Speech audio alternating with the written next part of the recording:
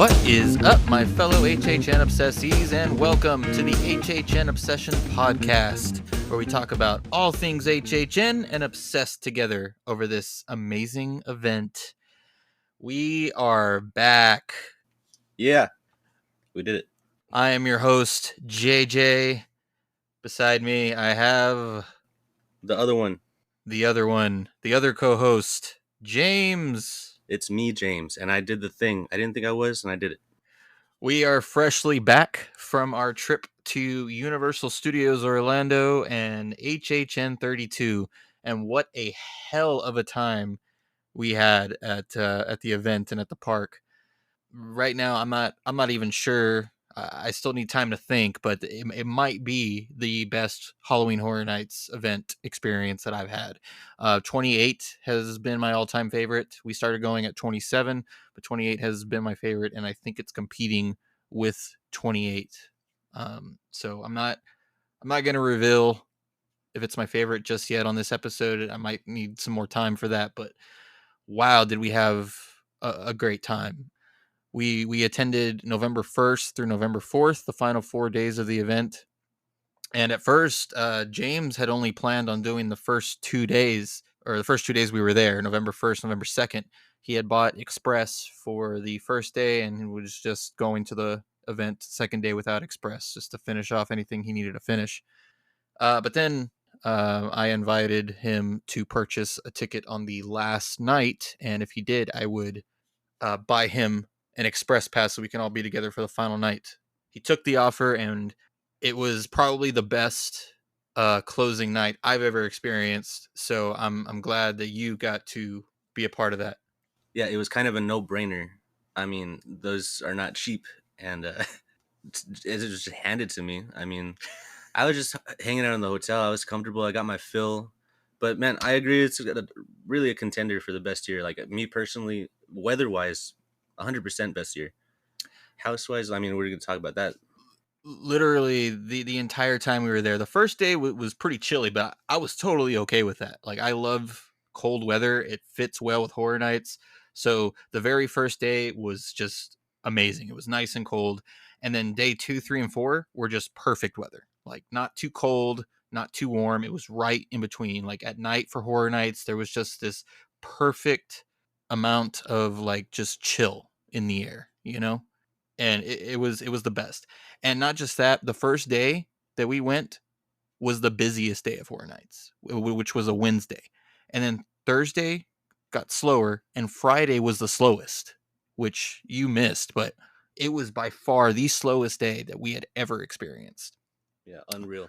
And then the final day was just a little bit busier, but still it was slower than I ever thought it would be. And the lines were short. The weather was perfect. It was just all so great. That finale, or that closing night, we had so many amazing experiences. We got to do so much. We started the night off with doing a ride, right? Did we do a ride first? Was it the Mummy? We got the Mummy? No. We started the final night we did Dueling Dragons, and then we went to go do Rip Red Rocket. And that wasn't the only ride we were able to do. We did Men in Black. What else did we do? I feel like we did one more ride. We didn't do Gringotts. Did we do Mummy the last night? I don't know. But we did a couple of rides, and we got to do all the houses. We saw the Megans for the first time. Absolutely. We tried a bunch of food. We ran into some of our friends from Forever Freaks of Halloween Horror Nights, which was great. We hadn't seen them in a couple of years, and just a great group of people. Be sure to go follow them on their social medias, on Twitter, on YouTube, TikTok. Really great people if you want to kind of follow along with updates of Horror Nights and other things too. They're really, really cool people. And not only that, I got to meet Michael Aiello, the show director of Halloween Horror Nights and Universal Orlando Entertainment, and what an amazing dude he is in person. I was kind of nervous because he was walking away backstage, and I just had to stop him just to say hi because I wanted to thank him for everything, and he was so cool, and I just really appreciated that encounter. Although I was getting kind of nervous because I was kind of scared I was bothering him or something, but man, was he such a cool dude. And again, all this happened in one night. I mean, we got to see the last hours of Horror Nights too, and those are always so special because you get to see the emotions of everybody and the cast and just all the fans just saying goodbye to everything. And it was by far the best. Oh yeah. I wish we had a bingo card for all the people you spotted. You saw the pews. You saw like so many YouTubers, and Oh yeah, yeah. Saw the Pew 2. We saw a view from the cheap seats. HHN Legacy we said hi to. we gotta make a bingo card. Next Yeah. time you can mark them off your thing. Go Yeah, say yeah, hi. yeah. But anyway, this episode is all about our final rankings or reviews. And I honestly think we should start really quick with the food that we tried. Like, let's just go over some of the food that we tried. We're not gonna go too much into it, but This is my heaviest food, very food heavy year for me. Like I never focus on the food too much, and I got all but I think one of my foods I wanted to try. It's never happened for me. I mean, I'm usually trying to be efficient, light. I think that's about the same for me. I had a lot, especially the final night. I just wanted to try everything that I hadn't tried yet because I was afraid of missing out on it. So I like went crazy with that. But my favorite food item this year was by far Hellfire Club. Gosh, was that sandwich so good, and it was such a great amount of food. But the mixture of the savory, the little bit of spicy from the jalapeno, and the sweetness from the pineapple was just so perfect. Like I just thought the mixture of flavors was just so good. I wanted to get it a second time, but I just didn't have the amount of time to try it again because I wanted to try other things. So Yeah, that wasn't my favorite. I don't know if it was just I wasn't in the mood for it or it was just too much, but I ate half of it. But the real winner was the peanut butter smuggler with that. That was really good. yeah, I got the peanut butter smuggler twice and not by choice. I got it the last night for the second time because there was no other booze left around that area. It was all selling out, so I got some of the last of the peanut butter burger, or sorry, the peanut butter smuggler, and it was an okay drink. It was pretty unique with the peanut butter and everything, but it was drinkable. Not my favorite of this year, but yeah. And then my second favorite was the peanut butter burger. And I know you have stuff to say about that, but I was so surprised at how well that burger came out. Like the actual meat, the patty was just so juicy, and it felt like a homemade on the grill or on the barbecue or on the pit burger. Yeah, I think that was my favorite. Yeah, and just the mixture of the peanut butter, the raspberry sauce, that bun, it was so good and very surprising, and a very, very close second for me, Yeah, was that. very easy to eat, very just pleasant, no problems at all. So yeah, those are my favorite food items. I tried the walking taco. I tried both versions of it. The walking taco was not good. However, the vegan version of it, I thought was a huge step up. Dude, let me make you a Frito pie. I'll put him to shame. Okay, I never heard of a Frito pie over there. Well, it was a more elevated Frito pie. Excuse me. It was it was the big Frito chips. Yeah, okay, the scoops. That's okay. I'll give him credit for that. Yeah, but the vegan chorizo, the corn relish, which wasn't in the regular version, was great. It made it a lot better. Yeah, you kept talking about that chorizo and made me curious, but I didn't get to try it. Yeah, and we tried the hot dog. We don't talk about that. But you could probably listen to our live reaction episode for that. The worst food item that I had personally was the cordyceps corn dog. It was just not good. I did not care for it. I threw it away after a couple of bites. It just That thing was a behemoth. All right. yeah. I don't know if it was because it was old, but the textures and I didn't care for the mushroom sauce that was on top of it. It didn't work for me. I didn't like it. My favorite alcoholic drink was the tropical dream punch though. I missed that one. They ran out. I went to get it. No more. And I'm sure I would second have been was good. Heart of Dembala. That was pretty good with like the glitter and all that. It was tasty, a little sweet but tasty. Yeah, that one's more for show, I think.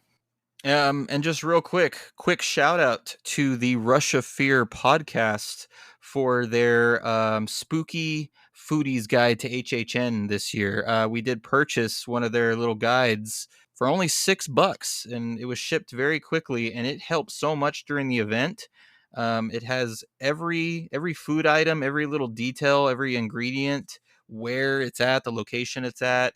It has all the if it contains tree nuts, contains dairy, it has all those Yeah. kind of details, Y'all and killed it. it's such a great little guide. And if any of them are listening, I really hope that you guys keep doing these books, these guides. I would love to have one of these every single year, and I will definitely be purchasing one every single year as long as you keep doing them. So highly recommend. If you haven't listened to Rush of Fear, definitely listen to them and follow them. I don't see how you would be listening to us and not know them, but definitely go if you haven't followed them, and definitely grab their guide because it did help a lot with our preparing for the food items. Yeah, and not only is it useful, it's cute as hell. Look at Yeah, that thing. it's nice and small. It's a little pocket book. Fits right in the pocket. It's great. Really, really well done. Super cute, man. Very fun. All right.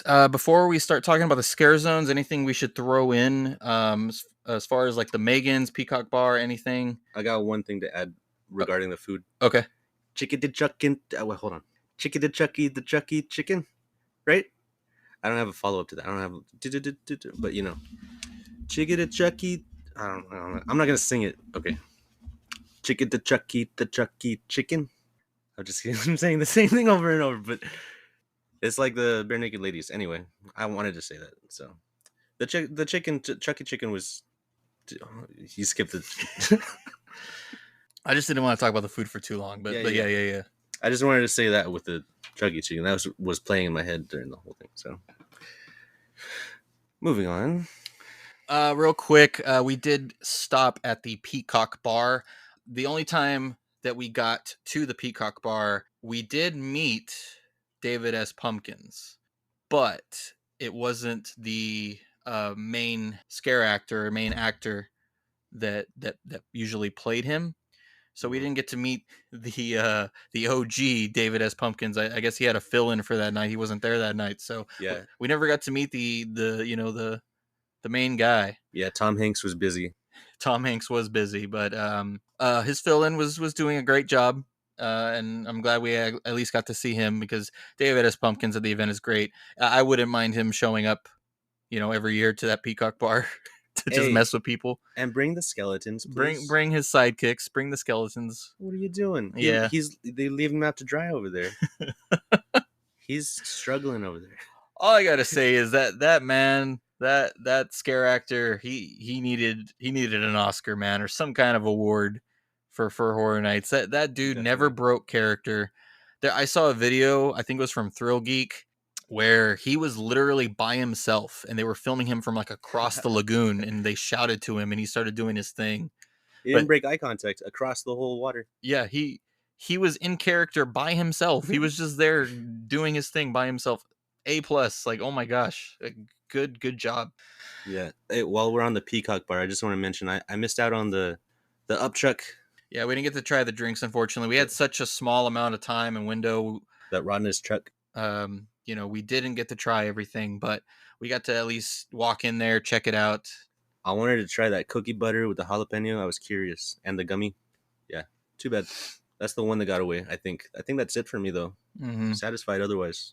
So besides the Peacock Bar, we did encounter the Megans. And I think it's a great addition to Horror Nights, especially on a year that only had one show. Of course, this one year did affect the event, back in September and some of October, where the crowds were just insane and there was nowhere for them to go except one show. But anyway, having the Megans kind of just show up randomly as a flash mob throughout the night, it's a great idea. The only thing that I would say is if they do something like this next year, build small little stages that are elevated. Like do the same thing. Yeah. Do the same thing though. Like don't say what time they're going to be showing up. Still make it a flash mob. And they do have a little stage there by the die-in. They did, yeah. They didn't use that. Everybody knew that the Megan showed up in two different places. They just didn't know what time they would be showing up. So keep that going. That's fine. If you don't want a big crowd to be there throughout the night, do that, but have a stage for them that's a little elevated, because when the crowd did build up, not everybody could see what was going on. Like we had to use our phones to be able to see Yeah. the Megans, like Like just a lot lifted. of people were relying on the phones just to see over the people's heads. Exactly. That's what I was trying to say. Is just we had to like be watching our phone screens No, to but see most of it. people were watching other people's phone screens even. Yeah. Like that's the only way to see it. The So first two rows, besides that, the Megans were absolutely great. It's cool that they were there. yeah, definitely killed it. Great song. Just a cool addition to this year. Now let's talk about Nightmare Fuel Revenge Dream. Okay, I didn't expect this. So I do agree with most people. This is the best version of the show that they have done. However, a lot of it is the same. I mean, come on, people. A lot of it's the same. It's worth watching once. And we did. We watched it once and we had a great time. Those performers kill it every single night. Yeah, I feel like I watched it once 2 years ago, and that was enough. Why did I see it again? I mean, yeah, it's a girl this time. That's cool. But did you have a good time though? Yeah, the fire. I mean, it's fire. Yeah. Uh, and yeah, Fire, magic, acrobatics, good. semi nudity, a lot of And magic. we did catch the final show of the Thursday night, November 2nd, and apparently it was the final show of the person that was playing That's right. the protagonist. Amy. Amy, I guess was her real name, right? I guess yeah, the actress. Yeah, so at the very end they were all like hugging each other and shouting Amy, Amy, and it was really cool to see her, being sent off because that was her final show. Definitely. So we got to see her final show, and that was really cool, and that added to it a little bit. But although it's a great show, I really think it needs to be changed up. Like it's a little different from the previous years, but it's not different enough for me. And Here's a way to think of it. Think about any movie. Like you probably know a movie like this where it ends and the whole thing was a dream. mhm. That's the show. Like the events in the show never happened. It was all like a dream kind of. I mean, who knows the reality of it, but if it ends going back to sleep or waking up or whatever, like it kind of doesn't it cancel everything out? I feel like that. I don't know. Maybe it's just me, but yeah, like someone else said that we were listening to, I never want to see someone crawl in or out of a bed ever again on a stage, please. Like cool, you disappeared, you changed into like magic, whatever. Switch it up, please. Yeah, it's just getting old. I No mean, hate. The acrobatics and everything, I I top th- notch. I think they've milked the story as much as they can. I'm not saying get rid of Nightmare Fuel. It just needs to be changed. Like Yeah, just frame it differently, different I'll story. admit I really miss the comedy aspect of the shows they used to have. I Yeah, thought it was a great mixture of the because it was still badass. It was cool, and there were stunts, but it was also, yeah, it was self-aware. I would love to have something like that again, but if this is what we're getting, at least change it.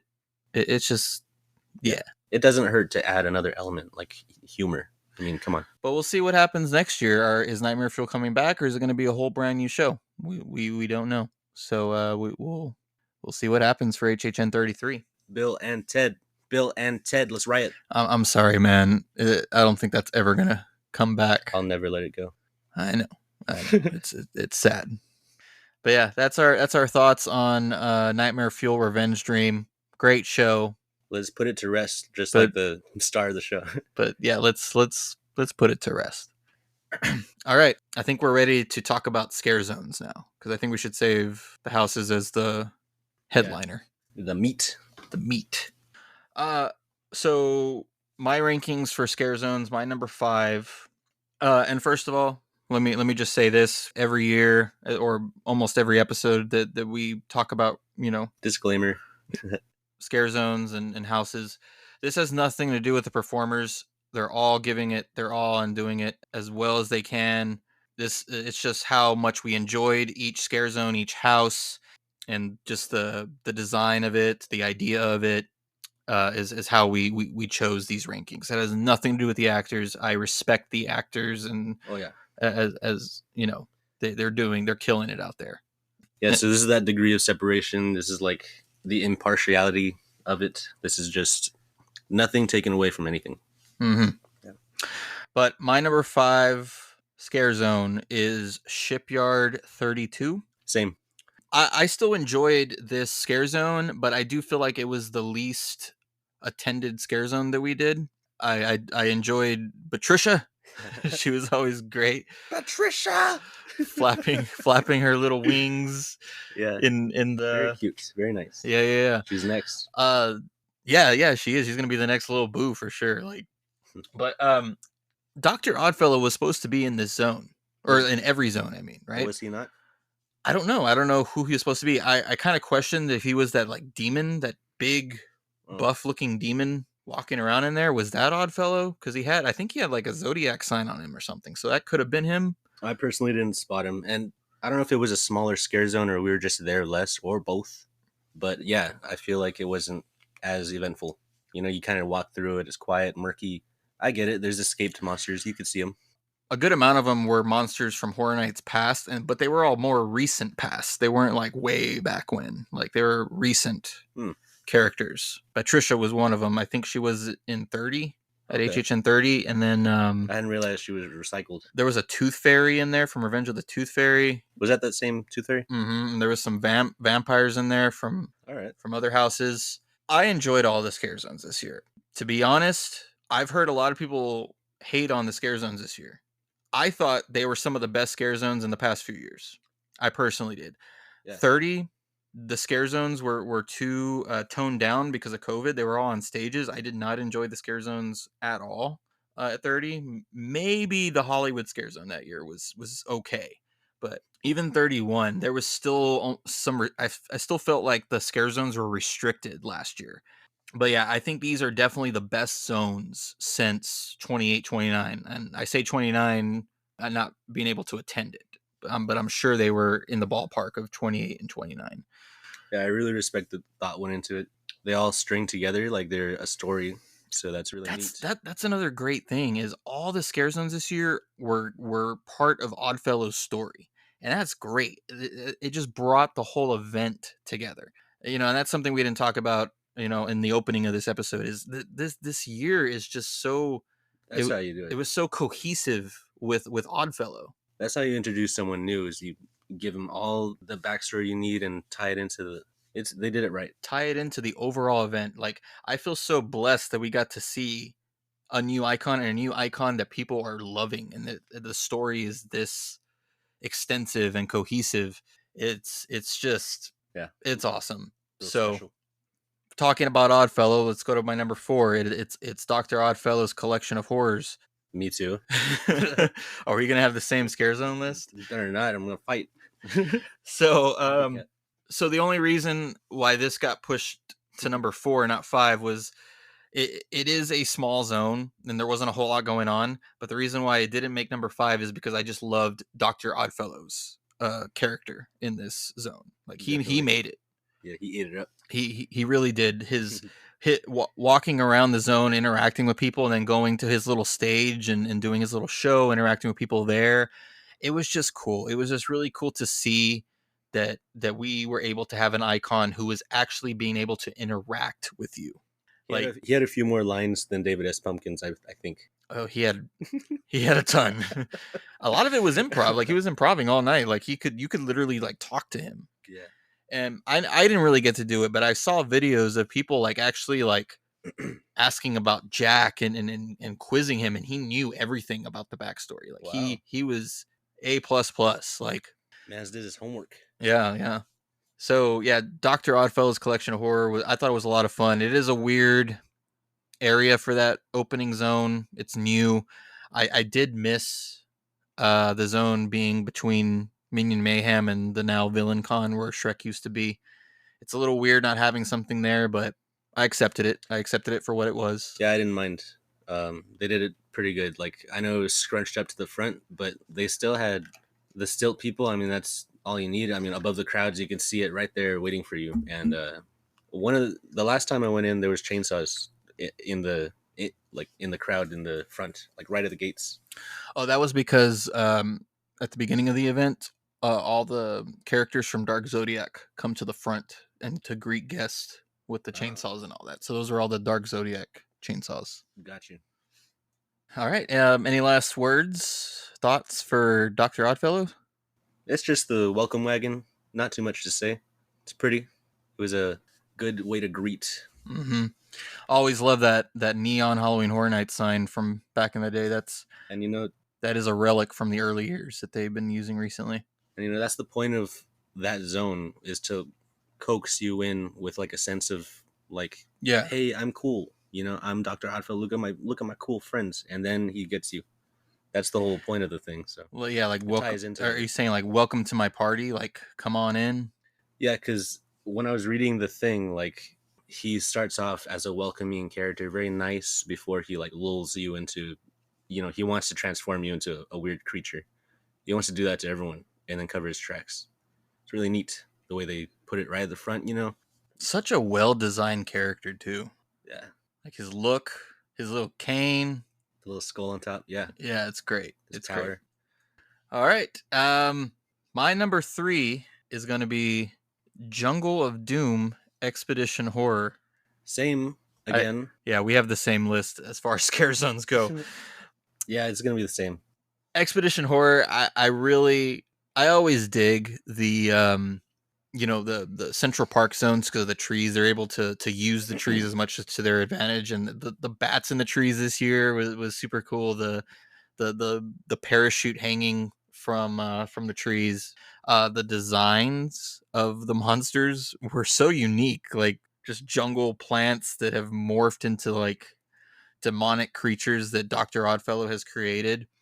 And it's just so cool that this was his introduction. Basically, this is like the earliest that we see of him. This is how he got his power. His little stage show at the front of the zone where he grabs the skull and like, what's the word, maniacally laughing. Right.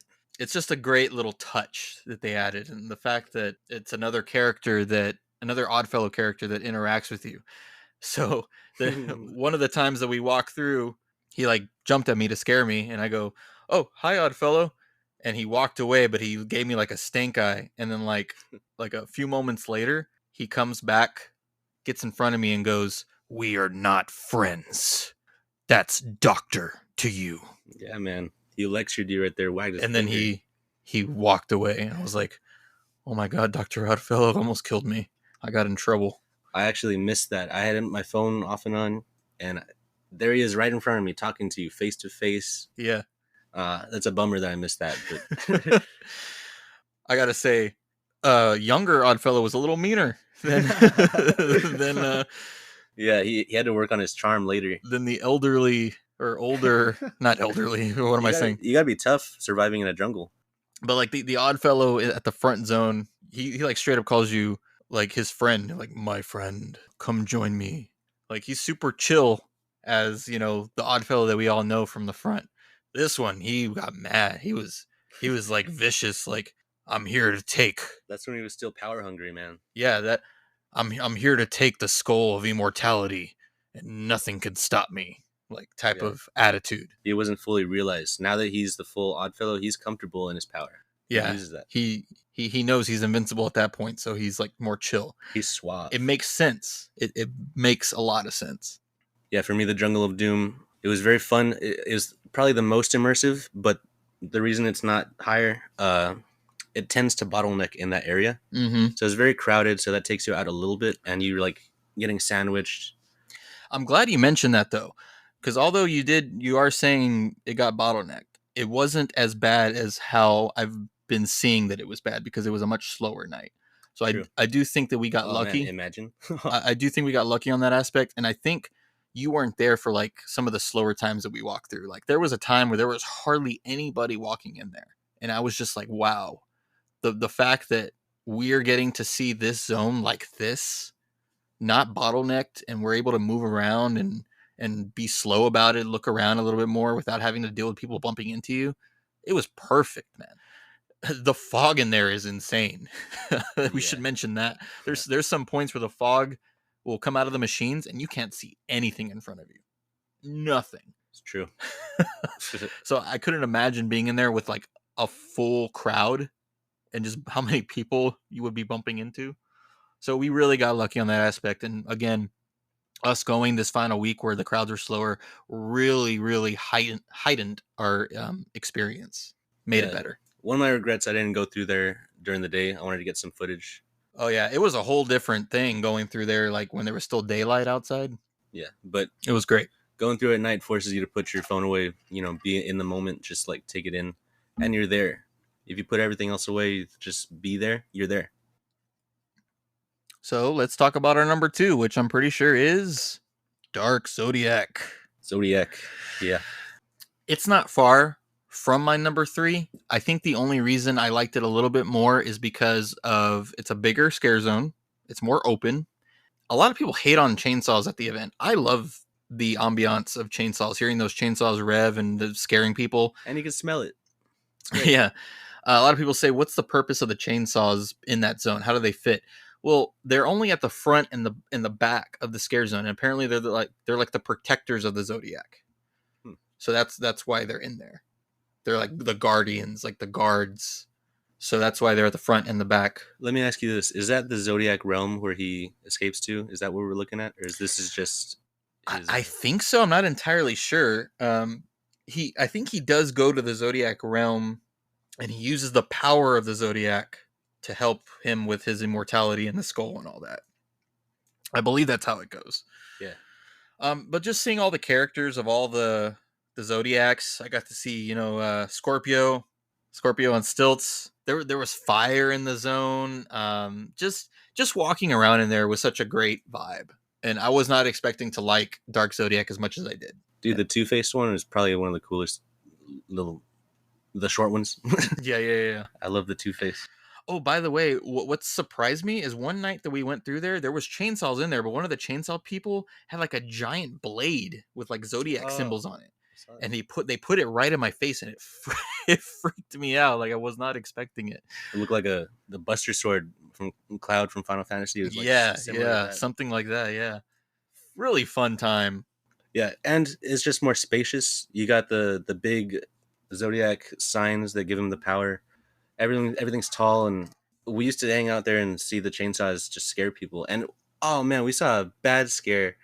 Like a group of oh yeah, they fell over the curb onto each other. It was like, wasn't it the first time we walked in there? I think it was. Yes.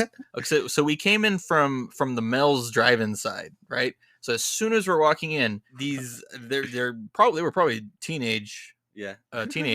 This chainsaw scare actor literally dropped them to the ground. Like they fell straight on the ground and were like screaming, and they like tried to get up and fell back again. They were running in a crowd like a Scooby-Doo hug, and they fell off the curb all as a bunch together, just bowling pins. And it was a great like first beautiful, man. Yeah, first experience with Dark Zodiac. It was just it was like, oh, it feels so good to be back at Horror Nights. That's what I love to see is like, yeah, I haven't seen scares like that since the clown chainsaws, the chainsaw. And that's another great thing about the chainsaws. They scare the hell out of people because it feels so real, like because the sound. I mean, they are real chainsaws. They just don't have a chain on them. Absolutely visceral. So it freaks a lot of people out, and it adds to the environment. Yeah, all you're smelling dirt bikes everywhere. I love it. All right, and then our number 1 ranked zone, the obvious one, is it's obvious. Out of all of them, this was the greatest one to just hang out and just walk around and interact with. Vamp 69, man. You already know. Just fantastic. It was the largest zone. It had the most scare actors in it. They were everywhere. And they would blend in to everybody. It was like hard to see where they were going to be coming from, and a lot of them like interacted with you. A lot of them would stop and like talk to you and like ask for help if they were like one of the concert goers, or just the vampires would do like crazy things. Yeah, I gave one of them a Band-Aid. When I gave it to him, he said, "Thanks, man." He was all sad. It was just the party atmosphere of being in there is just so great. I mean, yeah, the thing was a celebration, and the soundtrack. They came in pairs. Oh, a perfect soundtrack, dude. I don't know if it was when they would switch out or they would just take breaks periodically, but they would all huddle around their weapons, their objects, and they would like debate like who gets what, and then all at the same time they would decide and break apart. That might have been the cast change. That might have been the two casts together, going different ways. Yeah. That might have been that. I think I missed that. I don't know if I saw that. I saw it a few times. This was the zone that we closed HHN32 out in. and I think it was a good choice to hang out in there for the final moments. Yeah. It was great seeing all the actors just dancing and having a good time. They all got together in front of the concert stage and became all the vampires became the crowd and was just cheering as some of the scare actors on stage were like doing their bit, and then they all started doing a choreographed dance number that they like somehow knew. But I caught that on film and I posted it on Twitter, and it's getting a lot of attention on Twitter, so that's cool. A lot of people are seeing it. It's just a fun time. Like I never thought that we'd get to see something like that. It's just a great switch, monsters, but these ones are vibrant. You can see them, and they're people still. They're vampires, so they still have their personality. They're not just monsters with no voice roaring at you. I mean, they did that too, but these are conscious monsters that are trying to add to their coven. It's just really cool. Oh, we haven't talked about Oddfellow in this zone. Right. Oddfellow was the Jimi Hendrix guy. Oh man, he was so tall. He was towering and just domineering. James would always bring up, oh look, it's Hendrix. I'm like, no, that's Dr. Oddfellow. That's the guy. Yeah, but he's blending in. He's dressing as the part. Yeah. So He's the Jimi Hendrix type character for sure. yeah, he crushed it. Anything else about this zone? We didn't mention the cars and the stages throughout. That's pretty nice. There was just so much going on. That whole strip of New York was just, you could literally spend time just walking back and forth, and it would all be a great experience. I mean, every time we walked in there, it just felt different. Like we were experiencing more new things every time. So I was ready to join the coven. I'm down. oh, you wanted to become one of them? Yeah, man, that's a vibe. One of us. One of us. Let's take the world over. Let's make peace. You know what I'm saying? Oh. Vam69, we love you. 69 dudes. We're gonna miss Vam69. We're gonna miss all the scare zones. It was all great. Again, really cool that it was all connected to each other. It was just, man, Top notch. Can't beat it. Evidently. yeah. It's like I said, it might be the best year that I've attended. I'm not entirely sure. I don't want to like jump to conclusions. When it comes to scare zones, I think so. The only reason I say that is because last year when we did the HHN31 review, I was fresh off of it, and I think I gave it a lot more credit than it deserved. It was a great time. HHN is always a great time. Yeah, you were too close. It definitely was the weakest year for me, and people will argue with that. I know they will. Sure, but I mean, you've had time to sit on it. This is your assessment, so yes, no one can take that from you. So, and that's including HHN30 with like all the plexiglass and the stages in the scare zones. I thought the houses at HHN30 were by far better, even with plexiglass, than the overall houses at 31. There was like 3 or 4 amazing houses from 31, but there was a lot of kind of just and then there was 2 ones that we don't need to talk about. Yeah, and again, not scare actors' fault. Not scare actors' fault. I can't speak on 30, but yeah, everything you said, yeah. 31, you mean? No, 30. Yeah, 31 I can't speak on. I mean, yeah, because you went to 30. Yeah. All right, is it time? Is it time to talk about the main event, the houses, the greatest part of this year? Almost. Okay. I ate the ravioli too. It was really good. Oh, yeah. I got a can. It's cool. All right, let's go. And now back to our regularly scheduled programming. Uh-oh. I'm scared. All right, we are to the main event, the houses, what everybody always comes to these episodes to listen for, the house rankings. Do we have to go 10-1? We are going to go 10-1. Oh. We are going to go 10-1. They're going to turn it off. I know they are. And believe me, guys. I think by this time, JJ knows what James is a hater. I'm just honest. And you're going to find out why. But we'll talk about everything. We'll talk about it. But let me just say, this is by far the hardest year that I have ever encountered to rank houses. I'm prepared to defend myself. I know you are.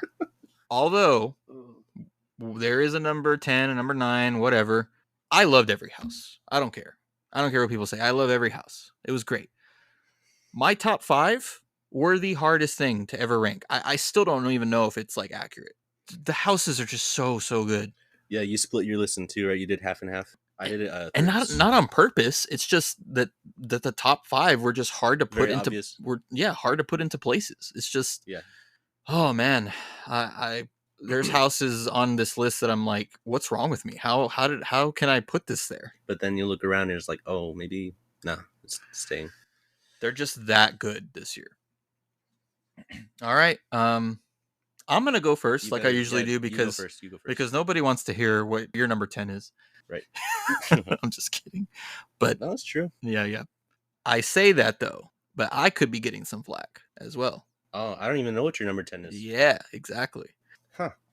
My number 10, believe it or not, is that a clue? Dueling Dragons, Choose Thy Fate. Wow. I'm gonna say, like I said, I loved all the houses. The sets were amazing.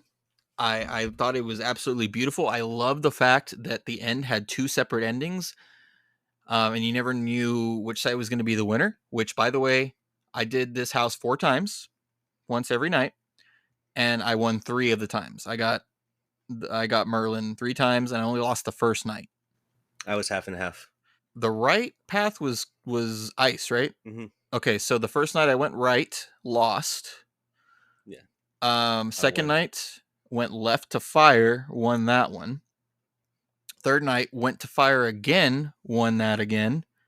And then the fourth night I went through ice and won that one. I technically did not get all 4 of the endings, but I did win 3 times. I went in twice, did fire both times, won the first time, lost the second time. Got the headless Merlin. Well, not headless, he was only a head, so bodiless Merlin. Yeah. The only reason that this is number 10 for me is to me, I just have no connection to this property. I never got to experience the ride Dueling Dragons, so maybe I just don't get it. But just to me, this wasn't that of a thrill to me, or a scary house. Like it just the fantasy aspect of it. I just didn't care I do for like that. the split. The split was awesome. Yeah. Very unique. But I had to put this at number 10, and yeah. No, let's keep going. Let's keep talking about it. Let's not move on. I want to preface this. We're going on to my number 10, right? This is what we're doing. Oh, I get you. Oh no, we're gonna go on to your number 10 now, James. What's your number 10 there, buddy? Hey, everybody!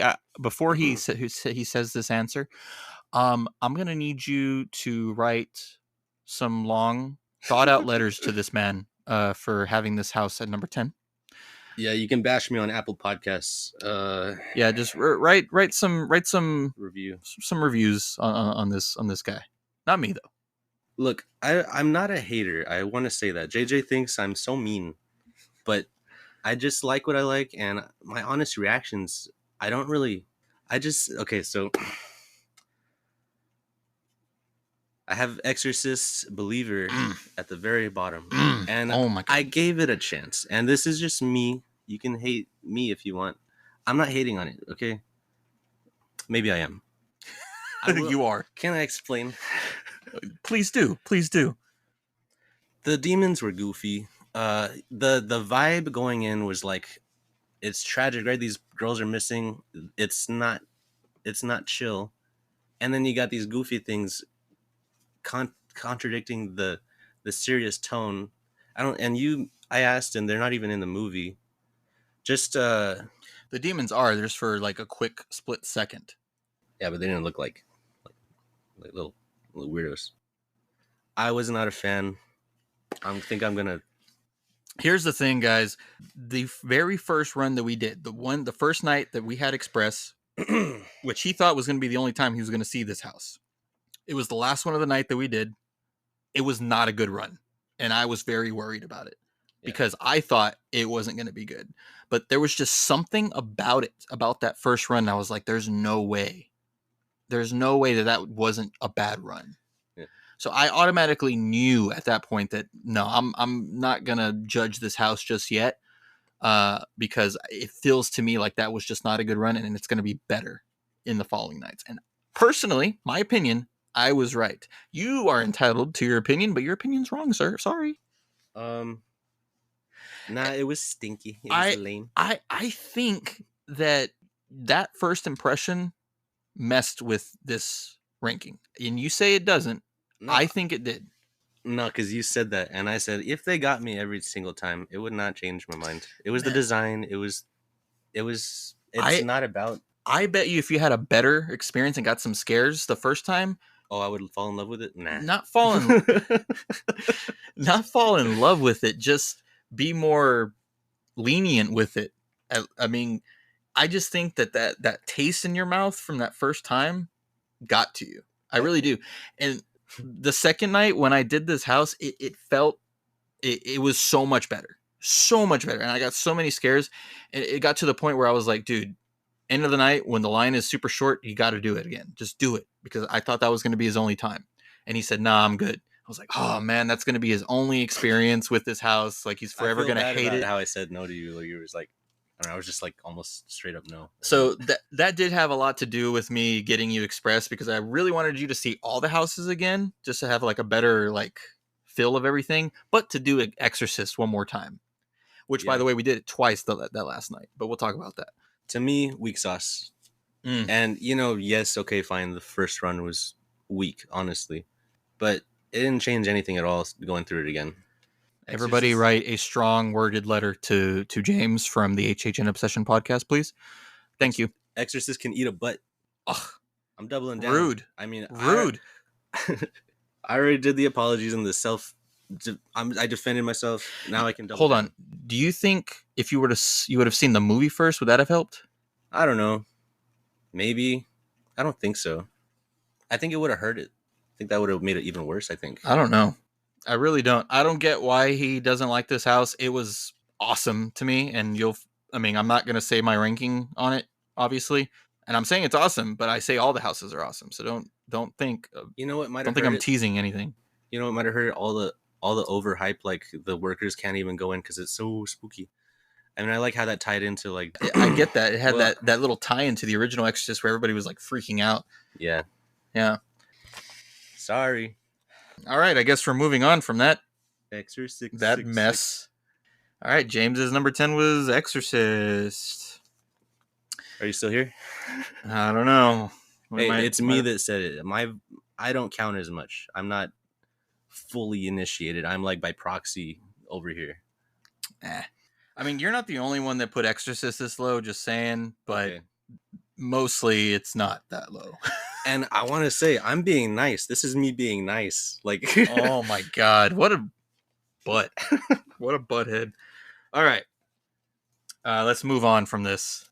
My number 9, probably to no surprise because it was not number 10, is Chucky Ultimate Kill Count. I thought it might be. Yeah, me too. Okay.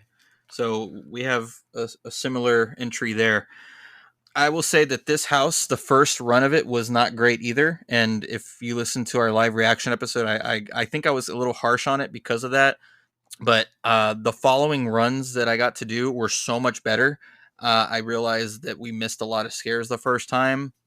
The first time we went through, the giant Chucky from the Q video was not in there. So that surprised me when I first saw the giant Chucky, which, by the way, the Q video, super cool touch. They haven't really done that for a long time. It's the first time we've experienced anything with like a Q video specifically for the house. Very fun. Yeah, I do think the house needed that, so people that don't know exactly what the house was to understand it a little bit more. Yeah, I hadn't Because thought of that. the first time we ran this house, I didn't pick up on the story very much, but running through it a couple times, I saw what they were trying to go for. The kind of the opening of the house, I love the whole. There's a scare actor in there that had one of the Chucky shirts that you can actually buy from the Tribute store or just the Horror Nights merch. She was wearing that, and she like got killed on top of the copier, and like that was cool. I think where this house kind of falls from is just the lack of sets. It just was a little basic, and a lot of it was just Chucky. It was just puppets. There's not much you can do there. I know in previous years when they did the other Chucky house, it was actually scare actors dressed as Chucky, which probably got hate back then from that. So now that they're trying to do puppets, that's also getting hate from it. So it's just Chucky's kind of hard to do as a haunted house. I feel like I think they did what they could with this. The break in between the house, I feel like did not work as well as Blumhouse from last year. Last year, two separate movies being used, so it made sense for the break. This time, it was a little weird having that break. They did theme it a little bit. There was a scare actor in the middle interacting with people. I thought that was great. The last run that we did, the guy was like, Chucky's killing everybody in there. You do not go. You got to listen to me. Do not go in there. And I was like, so you want me to go in there? And he was like, hell no. Yeah. And I said, can I go out the exit you're pointing at? Like, because there was a side door. And he said, yes, leave. I was not about to jump the fence. Like, he was giving you permission to go out the exit door. Yeah. Which is great. I was curious. What if I did? Which that exit door did go out into the crowd. I've actually used that before last year because they had a fire alarm go off and they made us exit through there. It was just cool to have that interaction with the scare actor. And that was the only cool part about that middle section. Yeah. And the second half stepped it up a little bit, but not enough. It did.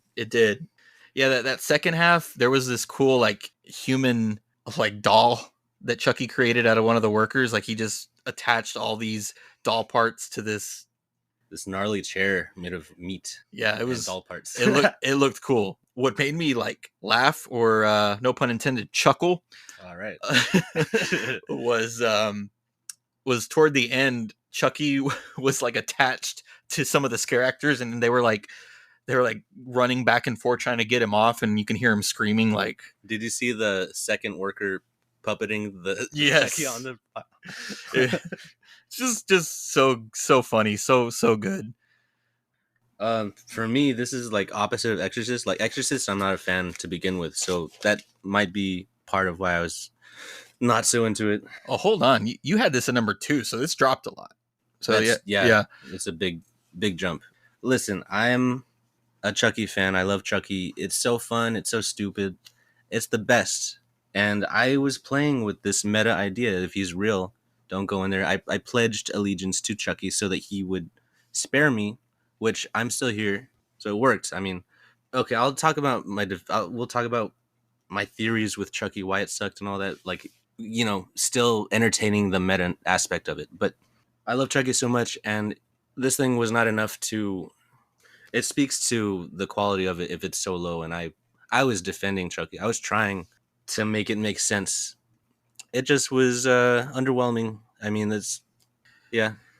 You got scared pretty good in this house the second run on the final night.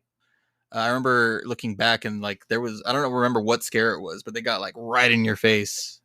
I don't remember. And I was like, woo! I do know that at the end on my second time through, I got that Charles Manson, you know, the OG Chucky, Charles. Mm-hmm. That was cool. Oh, Charles Lee Ray, you mean? Yeah. Yeah. The guy. So, yeah, our second run through that house was much better, or his second run at least. Yeah. Yeah, I saw the giant Chuckies on that one. It was a fun. That's the thing is, it was very fun. It's fun and colorful, and you're in it, and you want to love it. And it's just kind of a little bit weak. A little bit. I don't think it deserves as much hate as it got. I don't hate it at all. Yeah. It just wasn't what it could have been. So you didn't hate this, but you hated Exorcist. Well, you keep throwing hate around like I'm a hater. Oh, by the way, guys, I lit the Exorcist scented candle. Oh, that's what's happening to me. Yeah, I lit the Exorcist scented candle you could buy at Horror Nights. I lit it to create a good ambiance, a good vibe, because you know James is a hater. So that's currently burning right now as we record the candle this. You went with? Yeah, I purposely picked the Exorcist candle. Picked a better candle. No, the Exorcist candle. Why did you pick the fart one? Great scent, by the way. It's the scent of the Exorcist candle is like the scent of the soil dirt smell that you get in Darkest Steel. Yeah, it's cool. It's great scent. I love it. It brings me back to HHN32. Just being mean. I bought 2 candles specifically, so one I'll never burn. I can always open it and just smell it to bring me back to HHN32. Back to the Exorcist house. You want to go back there? Thing is, that smell wasn't in the Exorcist. I don't think. Yeah, what the heck? It's like the soil smell. What are they doing? I don't know. They could have put the poop wall on the candle. right there. That was the one with the poop wall that everyone was talking about. Like people were throwing up. I Mhm. didn't smell it. I was sniffing too. I was whiffing. All right, back to Chucky. Like I said, better runs. I mean, some of the actors were like really getting in our face, and I should say that super slow night that was Friday that James couldn't attend for whatever reason that night. I think it was because the scare actors knew that everything was slower, like lower crowds and all that. They were going at it, man.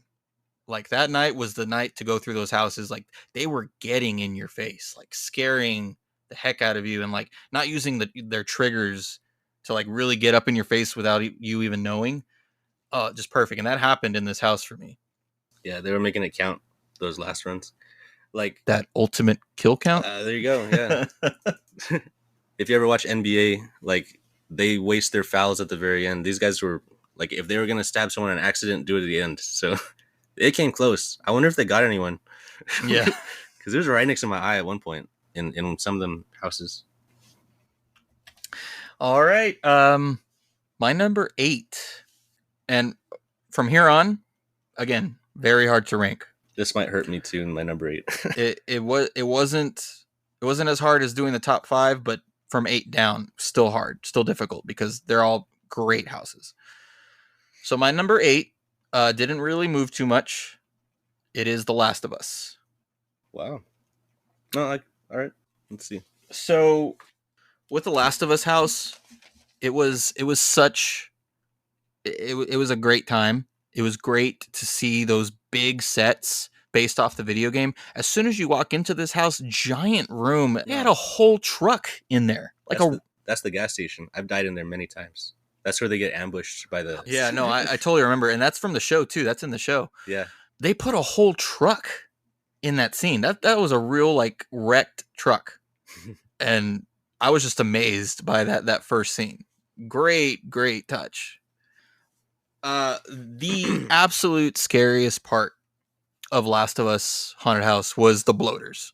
The bloaters got me so many times. The worst was on the Friday, was on that slower night. Those bloaters like got in my face. That first one was kind of in a boo hole and like jumped and lunged at me and freaked me out. The second one is the one that charged. And I think that happened to you, but yeah. The second bloater that you see like literally charged at me because there was so much space. He just like went for it. And wow. Yeah. I'm curious to Great. know.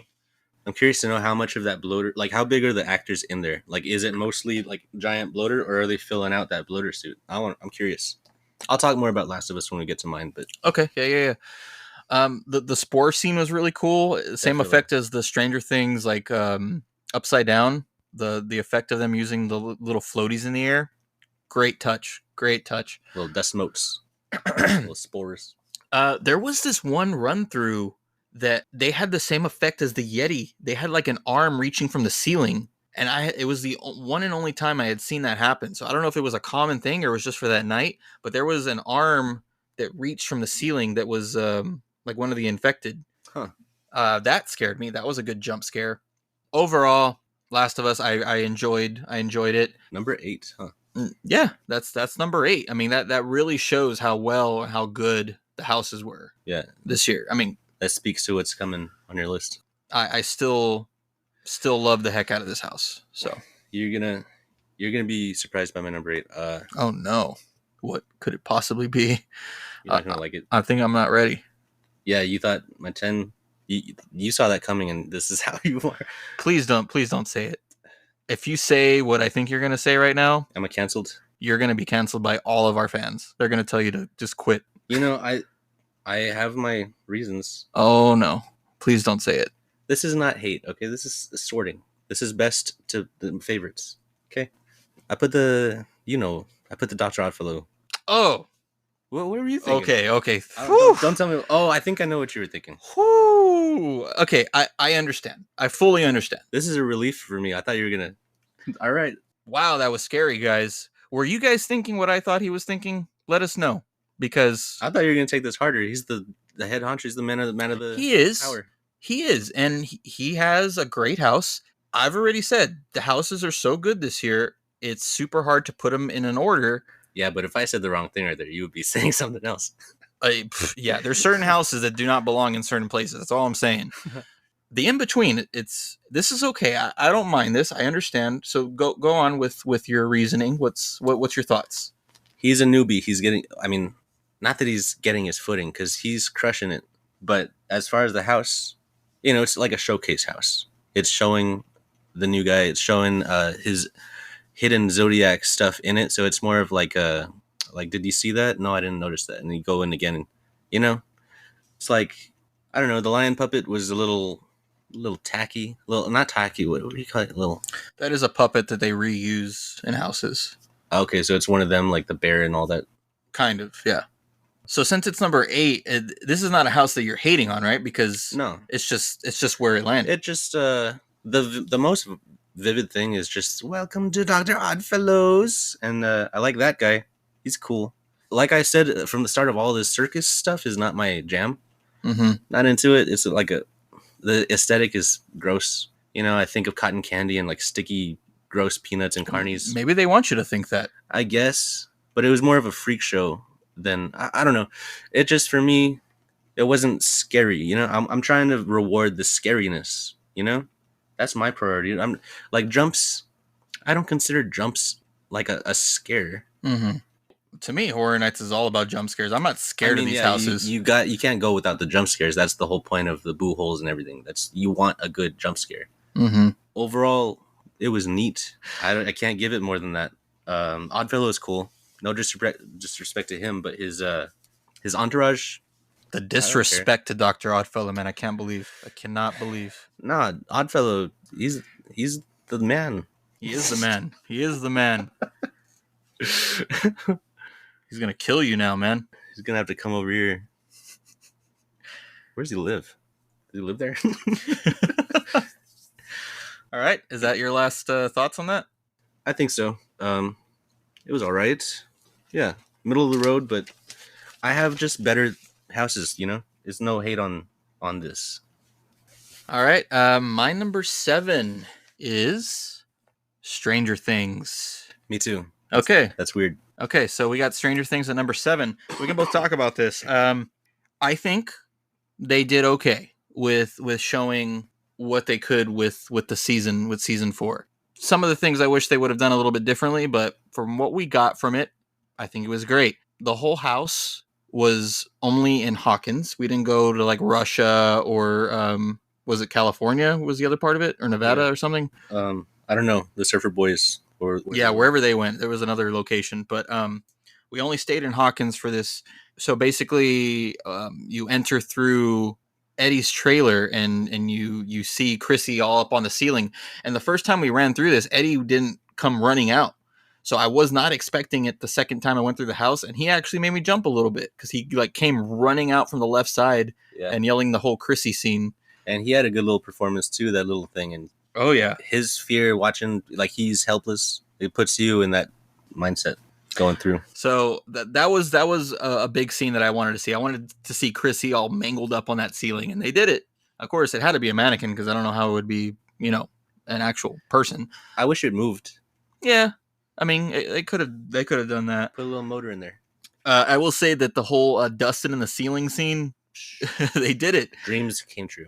They did it. They made a whole room in the ceiling just so it would fit. Yeah, that was great. What bummed me out was I forgot about it. I only saw it the first time, and I kept passing it every time. I'm like, oh crap, I forgot to look up so I could see it again. I only saw it that first run because I just kept forgetting about it. Well, in your defense, one of those runs, there were like 2 big workers standing in front of that. Is that what happened? Yeah, I remember that. Something. I don't know what they were doing. There was 2 of the people that kind of like stand there and make sure you're moving. They were like just having a conversation at one of the runs, like in front of the hole. That's why I missed it that one time. I had to walk behind him. So the 11 actress, whoever they picked for that, where they found her, it looked exactly like 11. But just having that scene of her screaming at number 1, get him! I was rooting for her. Oh, it was great. Another lookalike to me was Robin. There was a scene where we walk into it was right after Vecna's lair, I believe, and Vecna's kind of it was in the Krill house. It was in the attic. It was supposed to be the attic of the Krill house, and Vecna is there, all strung up in those. Yes, And that's my favorite. That's what I wanted to. That was one of my bucket list things for Stranger Things. So I'm there looking Beautiful. at that, and it was a distraction because right to the left was the Robin character jumping out and saying a line. Yeah, she got me pretty good. That Robin, I could have sworn was Maya Hawke. I could have sworn it was Maya Hawke in the house. Like straight up, like it looked just like her. Like they nailed that casting. Like great on them, and she did a great job. But overall, I mean, it was a fun time. It was Stranger Things 4. They had the whole Eddie and Dustin on top of the trailer during the Metallica song. They did not have the guitar. He was not playing the guitar, and I feel like that was for a reason, some kind of copyright thing, or they couldn't get the rights to him playing Metallica. I have no idea. But a guitar you could hold. You could still have a guitar. Oh my gosh. Yeah, but at least they did that scene right after you hear Dustin go, Eddie! And then you see Eddie with a demo back, like struggling. Yeah. That was amazing. Oh, man. During the Vecna's like world or layer, whatever you call that, they had running up that hill playing super like slowed down and super quiet, just like in the background, and that added to it. I love that little touch that they put in there. Yeah, Max, I was unimpressed. She was like in a glass case, just kind of there. Like she didn't rise or anything. You could make it. I don't know. They could have done something. But I will say that I got one of the biggest scares from Stranger Things in Vecna's lair, and it was on that slower night. Vecna just straight up got in my face again, and it was his trigger had already gone off. So he jumped in front of me when his trigger was over, when his sound bite was over. And he did the whole like hand extension where he put his like gross long fingers in my face and like His it was his salad fingers. It was so great. Stranger Things 4, great house. I will say not as good as season 1, the first house that we saw. Oh yeah, not as good, solid, but it was solid. It was. Did y'all hear me say it's the Grinch?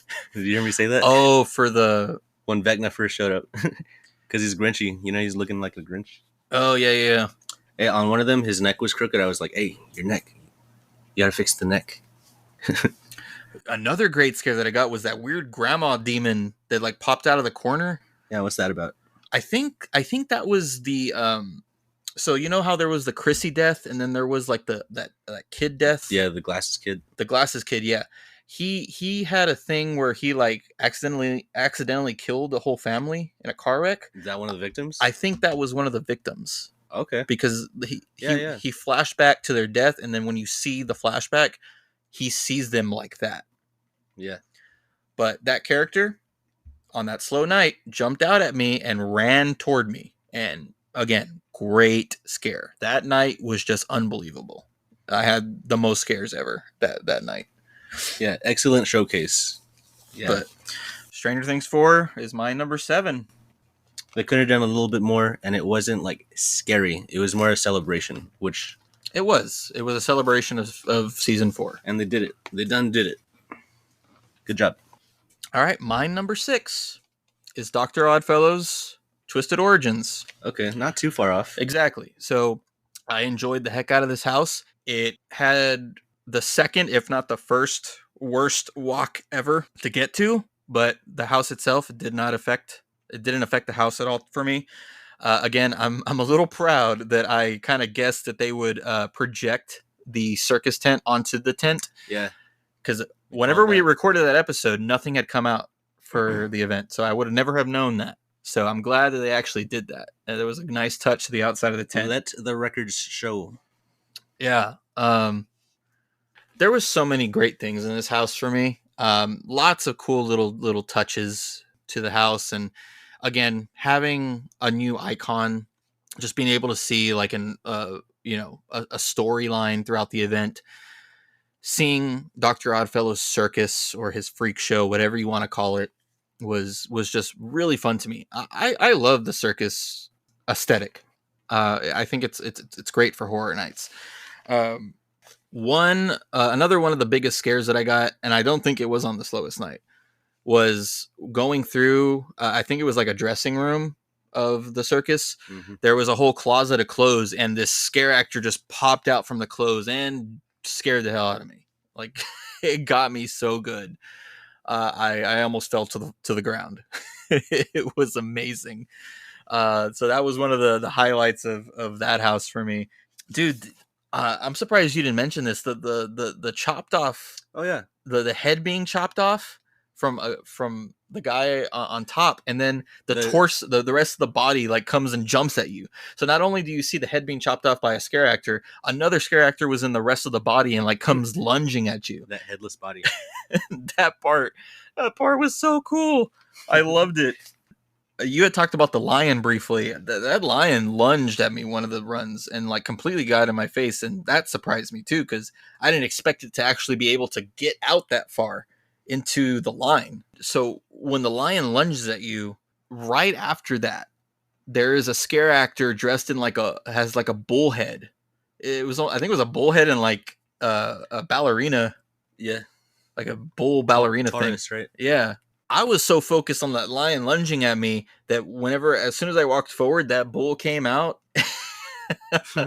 that whole ping pong.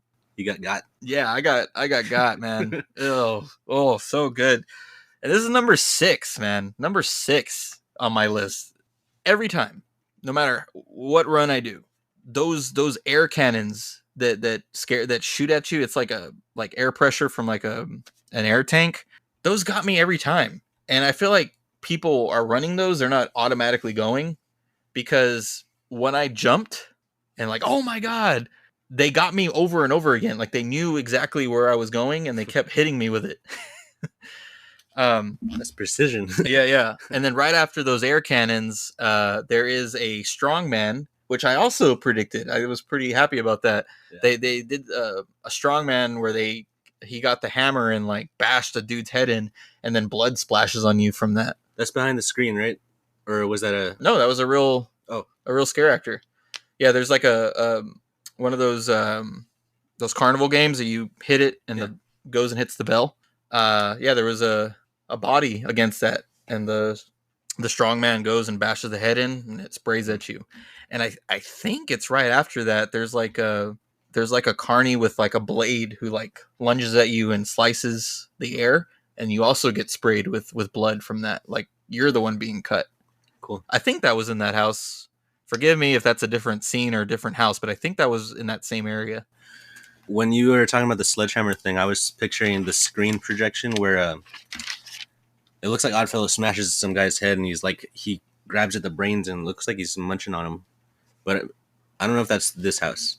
Yeah, I missed that part of the whole Jack and Oddfellow fight. The part I always saw as I walked in was him like throwing him into the Jack in the Box. So it was a nice touch to see him, to see like this projection as like if it were like a shadow behind a curtain of him getting rid of Jack. Which, by the way, there was another Easter egg of Jack. His clown suit was part of the closet in the dressing room. They had his clown suit hanging in the dressing room. Was he not the thing sitting in front of the mirror with his head twisting? No, that was not Jack. No. Okay. As far as I know. You don't know Jack. Haha. Yeah, I believe that's all I have to say about Dr. Oddfellow. I mean, great house. I had a good time. I got some good scares in there. I thought it was cool. So I enjoyed it. Mm-hmm. All right, you're number 6. Dragons, the Dueling Dragons. I have it kind of high. You do. So let's let me hear. What are your thoughts on this? Why Dueling Dragons number 6? I feel like it was more spacious, and the vibe was there. It was like these guys are fighting, they're blasting at each other. You're going through it. You see the magic book. You don't really understand, but you don't need to. I think the selling point really was the split at the end, because the moment you make a decision, someone else is making a decision, and you suddenly have all this elbow room. Yeah. So I think a lot of people don't know about that split, or didn't know about that split. So like the casual fan, or the casual general public that was doing that house. Yeah, who's not going to see it coming, right? Yeah, cool. They see other people going through that path. They're going to follow them. Oh, no. Right? Yeah. So I didn't think of that. So and that would happen a lot to where I saw a bunch of people going a certain way. So I was like, I'm going to go the other way because there's nobody, Yeah. like a whole gap in between me. That's what you were talking about, right? Yeah, definitely. Yeah. If you know kind of thing. Mm-hmm. Dang. Because I feel like people were scared to go the other way. They thought it was like an employee only thing or something. Yeah, for sure. So they didn't quite get it. By the way, this was the shortest house in my opinion. I think it was quite short compared to the other ones. Even the 10 houses felt a little longer than this one. I mean, that just might be me. I don't know. But the smells were cool. Mm-hmm. I usually don't take note of the smells, but this one was noteworthy to me. The dueling dragon candle, did it smell like that? I don't remember. You want me to grab it? Sure.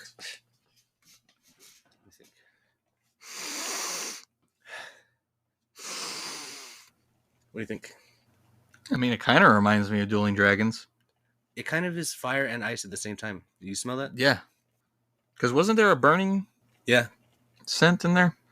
Yeah, it's like a chilled smokiness. It's like soap, kind of. Yeah, this reminds me of the smoke scent that's throughout the houses. This was in Last of Us. Last of Us had like a smoky part of the house where like the... Next segment, candle reviews. Yeah. ASMR. Sorry. So we're getting off track here, but yeah, the scent of Dueling Dragons. Yeah, I feel like that's close to it. I like it. Yeah. I don't have a lot to say about it. I just enjoyed it. That's pretty basic, right? Yeah. It's fun. Innovative. Do more of that split stuff. That's cool. And, tell people maybe. Well, they kind of did. It's just if people listen or pay attention to the descriptions and stuff. And, I... before I went through it, I was saying like it'd be cool if they swayed you one way or the other on the way. I didn't see really any of that. It was just at the split, then you just choose. It's not based on anything. It's not like vying for your loyalty or allegiance, Maybe some of that could have been cool. Like pick this. No. Nah, you just randomly pick. It's like flip a coin. Not a lot on that. All right. Are we ready to talk about our top 5? Oh, yeah. It is so hard for me I want to put in a match again. To talk about this list. I feel like I'm doing something wrong, especially with my number 5. Like, it just feels so wrong, but there's nowhere else to put it. Like, I feel like my number 5 is almost as bad as what you put for your number 10. I have no idea. I don't know what's coming. Like, I'm looking, I'm trying to think. It kills me to put... to put my number 5 where it is, but I just had to do it. I just had to. My number 5. I'm so sorry. Universal Monsters Unmasked is my number 5. Okay. I love this house. I truly do. The walk was terrible, but the house, I'm gonna remember it always. I don't know if it's better than last year's. I'm not going to say that just yet, but it is just as good. I will say that. I don't know if it's better, but it's just as good to me. I loved the facade, walking into the Paris streets and it's like raining. It's straight up raining in that house. So cool. I mean, the first time we ran through, I don't believe that the guy on top, the cop, was there.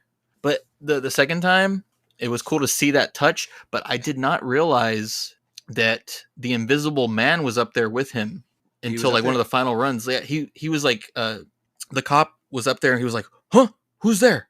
It was supposed to be the Invisible Man. Really? Yeah.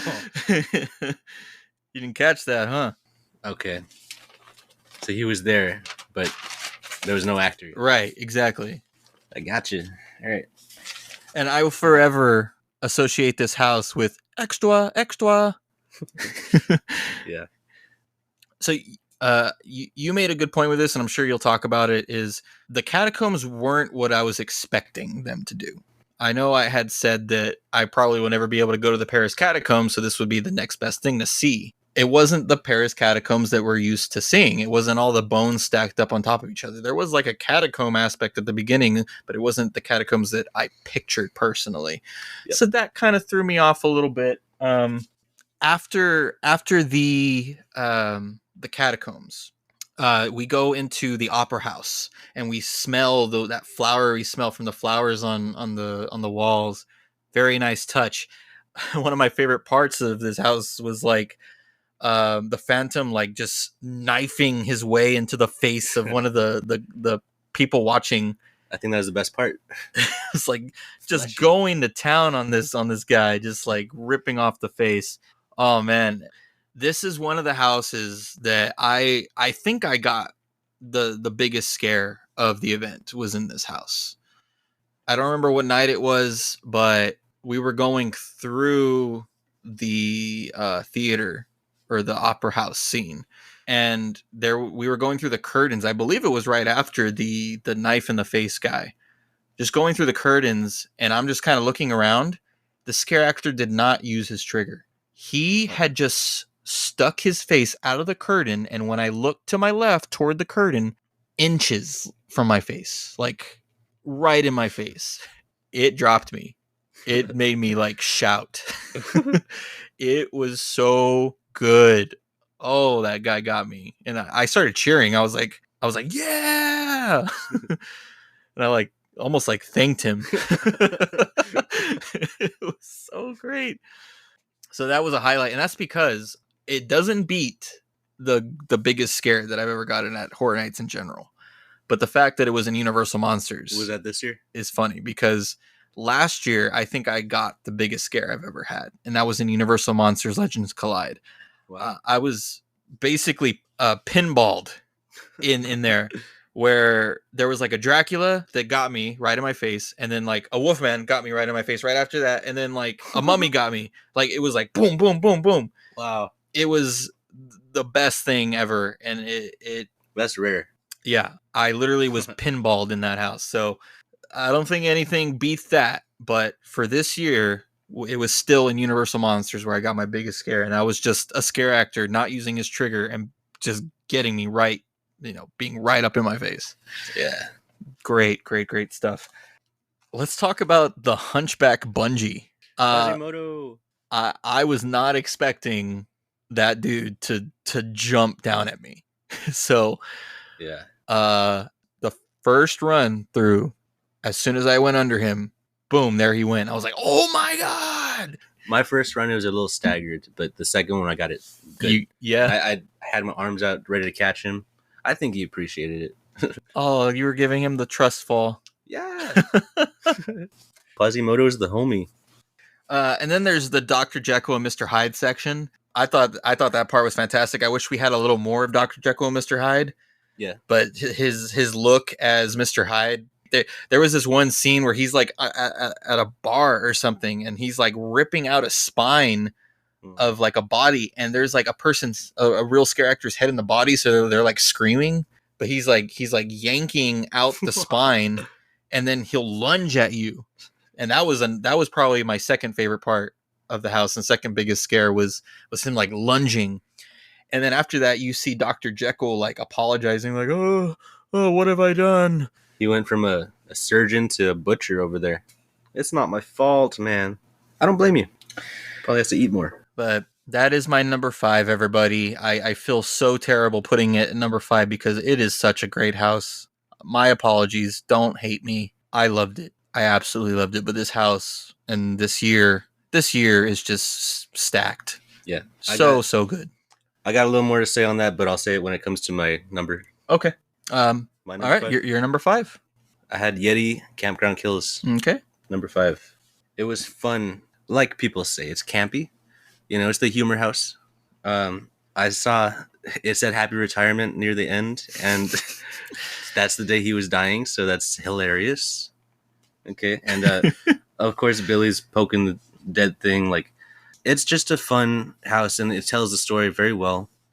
I had it higher up than I did before, like a lot. Oh yeah, so you enjoyed it a lot more than what you were hyped for it, because you had it at number 9, I believe. Yeah, going into this, I was looking to reward fear, scariness, but the storytelling needs to be rewarded. Mm-hmm. Yeah. So I'm gonna go ahead and say this is my number 4. And cool. I, again, feel terrible at putting it number 4, but that's just where I had to put it. No, that's cool. We can both say. Yeah, so we could talk about this. These Yetis were ruthless. They were going to town on scaring me on scaring everybody. Like I had some great runs through this house where they were just going at it, going at the people in front of me. Like it was sometimes just fun to watch them scare people in front of me. Like even if I missed the scare, they were Oh going yeah. so hard that the people in front of me would be just screaming their heads off, and that made it fun. They got House of the Year, and you know what? Did they? I think Sweet. I think they deserved it because those scare actors were just going to town, doing whatever they could to scare people, and they were like big. They were towering. You know why they were so pissed off? They It were was like, Billy, right? well, I mean, yeah, but they were like, "We're not Yetis. Get it right. You keep calling us Yetis." It's Bigfoot. It was a Bigfoot house. Yeah, Sasquatches. But I think because of copyright, it remains as a Yeti. But definitely Bigfoot, Sasquatch, maybe, but definitely Bigfoot. Yeah. Toward the beginning, one thing I thought was pretty funny was they had the campsite, and they had like one of the triangle tents, like old school, like just like a sheep tent. And there was a body that was like screaming and then got pulled into the tent. And it made me laugh. It was super great. So this was a comedic house, but to me it still had the scares. It still was ruthless and still was. There were the jokes there, but it delivered. Definitely. We got to talk about Billy, how much of a piece of you know what Billy was for poking at the dead baby Yeti. He killed it though. There was a dead baby Yeti in there. What? Unless he's just taking credit for the dead thing, because how are you going to kill a mini gorilla? Mm-hmm. That I mean, give Billy some credit. That's how did he do that? Slingshot. But best scare of the house was the Billy scene, because I was not expecting. And Billy got what was coming to him. I was not expecting Billy to be poking this Yeti, and all of a sudden a Yeti comes out and just starts attacking. That was the mama. Yeah, the mama Yeti freaked me out. Like I did not expect good jump scare. I wasn't ready for that. No, that one I saw coming. It's like, you don't mess with the baby. You don't do that. Billy got what was coming to him. But wasn't there like a mom scare actor in there that was like, "Where's my Billy?" Yeah, at before Billy, and they were like, "Oh, here he is." Yep, it's not good. Billy was the reason that all these Yetis were attacking. It's all his fault. Yeah. Now, I also want to mention the lake scene. That was so cool. Like there was a whole lake. Just a solid, cohesive house. Just it flowed. It told the story. It had jokes. It had everything you want. Let me ask this: did you get the porta potty scare? I don't think so. It got me. Really? So there was these toilets. There was 3 toilets lined up in a row. There was a freaking snake coming out of one of them, and I was like, "Whoa! There's a snake!" And all of a sudden, the snake jumped at me. I was pointing at the snake. I didn't know it jumped. It lunged at me. There was somebody controlling that thing. I was like, "Oh!" I did notice it, man. And that was giving me Boy Scout vibes, because I used to go with my brother. He was a Boy Scout. And I mean, this house had nothing on those bathrooms, but like it took me back. Man, I'm gonna miss this house. This was so fun. And again, number 4. Yeah. Such a great house. Number 4 for me. Number 5 for you. Oh man, I'm sorry, Eddie, that it's at number 4, but you were amazing. Wear the shirts. Wanted to buy the Yeti shirt. Yeah, we need some You're merch. missing out. We need some merch on them Yetis. Like original houses need some merch too. Yeah, I bet you it would sell. Where's the love? Yeah. All right. So what's your number 4, James? Last of Us. Ooh, okay. That's high. It's pretty high. That's high for Last of Us. You enjoyed that house. What's going on? I'll tell you why. Both times I went in, that opening scene, like, I know this place. Yeah. I don't like this place. I don't like it here. So, like I've said, I died there many times. You know, I think it's important when you get in, like, to set the vibe, you know? And that one did it. And then you're just in it, and I know we didn't talk about it's the game and not the show. I mean, I guess we did talk about it, but I'm happy about that. The game is where you were in it. The show you watch, you know? Mm-hmm. This is like firsthand experience, and it's just... But I do feel like if people didn't play the game and they only watched the show, it wouldn't hurt much. Oh, definitely not. No, like there was enough to where if you only saw the show, it was fine. But it was the video game version. Yeah, that just added something. You know, a lot of people have spent so much of their hours, their lives in it, and then there it is. I don't know. It was cool. And obviously the bloaters. Yeah, dude. Charging at you like a rhino. And it looks nonstop. It's not going to stop. You're getting You're picturing this thing They that, chase that you out the end you're of it. picturing this thing that weighs a ton and it's like running after you. It's like, is this thing gonna stop? And they're like sweaty looking. They're dripping. They're like glistening. They're beautiful. Okay. Mm-hmm. I went in expecting some good mushroom peeps, and I got it. You know, I like those guys. Hey, okay. I respect that number 3 because I get it. Yeah, number 4. Or sorry, number 4. My bad. I respect your number 4. It was a good house, and I've already apologized enough because I mean all the houses are so good this year. Yeah. All right, we are down to our top 3, and my number 3. I think you're going to be surprised with what my number 3 is. Is it? Can I guess? Sure. Okay. Oh wait. Oh, it's Exorcist. It's The Exorcist Believer. So it is not number 1. I know you talked to me. You're like, oh, I bet you put it at number 1. I think I know what your number 1 is. No. So I didn't think it was this. Exorcist is number 3. It was a great house. It was by far the scariest this year. I think it was the scariest house this year. It did not deserve what James gave it. I'll give you the floor. You can gush. Go ahead. It did not deserve a number 10 spot. No way. Absolutely no way did it deserve a number 10. Maybe a 7, the lowest. 10? What? What's wrong with you? I did not enjoy it. Oh. Everyone write those letters, I'm telling you. Write those letters. So for starters, I already said our very first run of this house was not good, and I was worried about that. After that first run, it was intense, especially that Friday night when it was the slowest night of the season.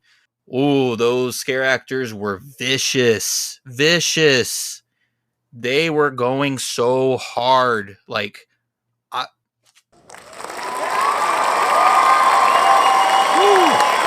to go, man. Way to go. Like, oh my goodness. Y'all really went for it. Those scare actors, man. Whew. All right. Now, I will admit the beginning of the house was a little slow. Not too many scares.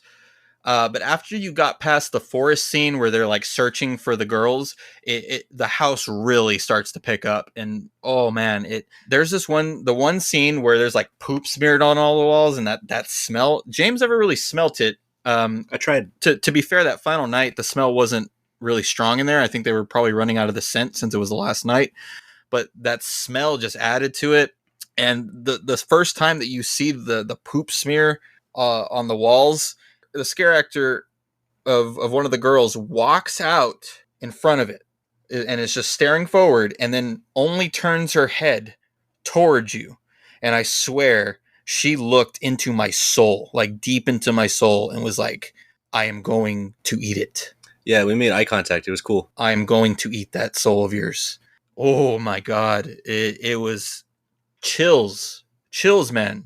And then the exorcism scene where they're both in chairs and like one of them is like up in the air, like spitting out all the just hanging from the vomit, the ectoplasm. The other side, the other girl, I swear the first time I thought it was a mannequin, and then it lunged. It was such a great scare, and I was, oh my God, dude, it was scary. Dude, how did you put this house at number 10? I'm still like, I'm not being a tough guy. It's just if it didn't do what it. So after this scene repeats, except the exorcism went wrong. So you see this exact same scene. You walk into the same room, but it's red, and the two girls are possessed, right? And as soon as you walk in, one of the girls jumps out at you, right? That girl, either the second or third night, got me so good because she used her trigger to jump at me. Got me.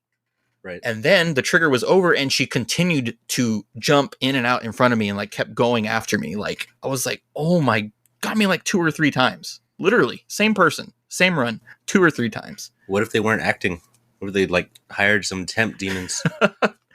Oh, and another thing, in that room, the second one that was red, and then the scene that went wrong, the floor. I was going to say, if you didn't mention, the floorboards. The floor was super cool. There was like light coming out from the floor.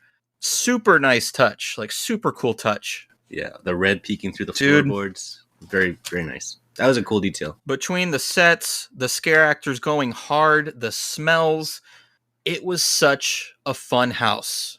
I did this house the most out of all the houses. We did all the houses at least once a night. Hmm. So we did each house 4 times at least. The slowest night, I did this house twice because the employee watching the front literally said I went to show her my express badge and she was like, "There's no one in line. The standby line is shorter. Don't even bother with your express." Yeah, she hooked you up. So immediately after we came out of that, we went in a second time because it was such a short walk. The exit was right beside it, basically. And we did that 2 nights in a row. I really wanted to see that house as many times as I could. If it wasn't for being short on time, I would have taken advantage. I would have been going over and over again if I could. I I love that house, and it's only number 3. James, you're wrong. Sorry, buddy. Exorcist Believer, you rocked my shit. That's high praise. I wasn't expecting it to be that good, especially after the first run.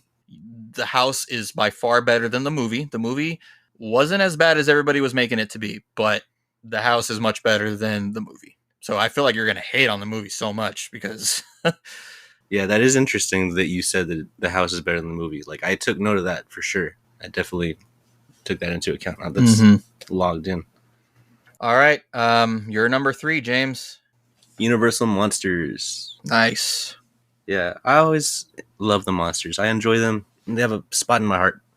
At the start of this, the story of it with, it's in the Paris catacombs. It's in France.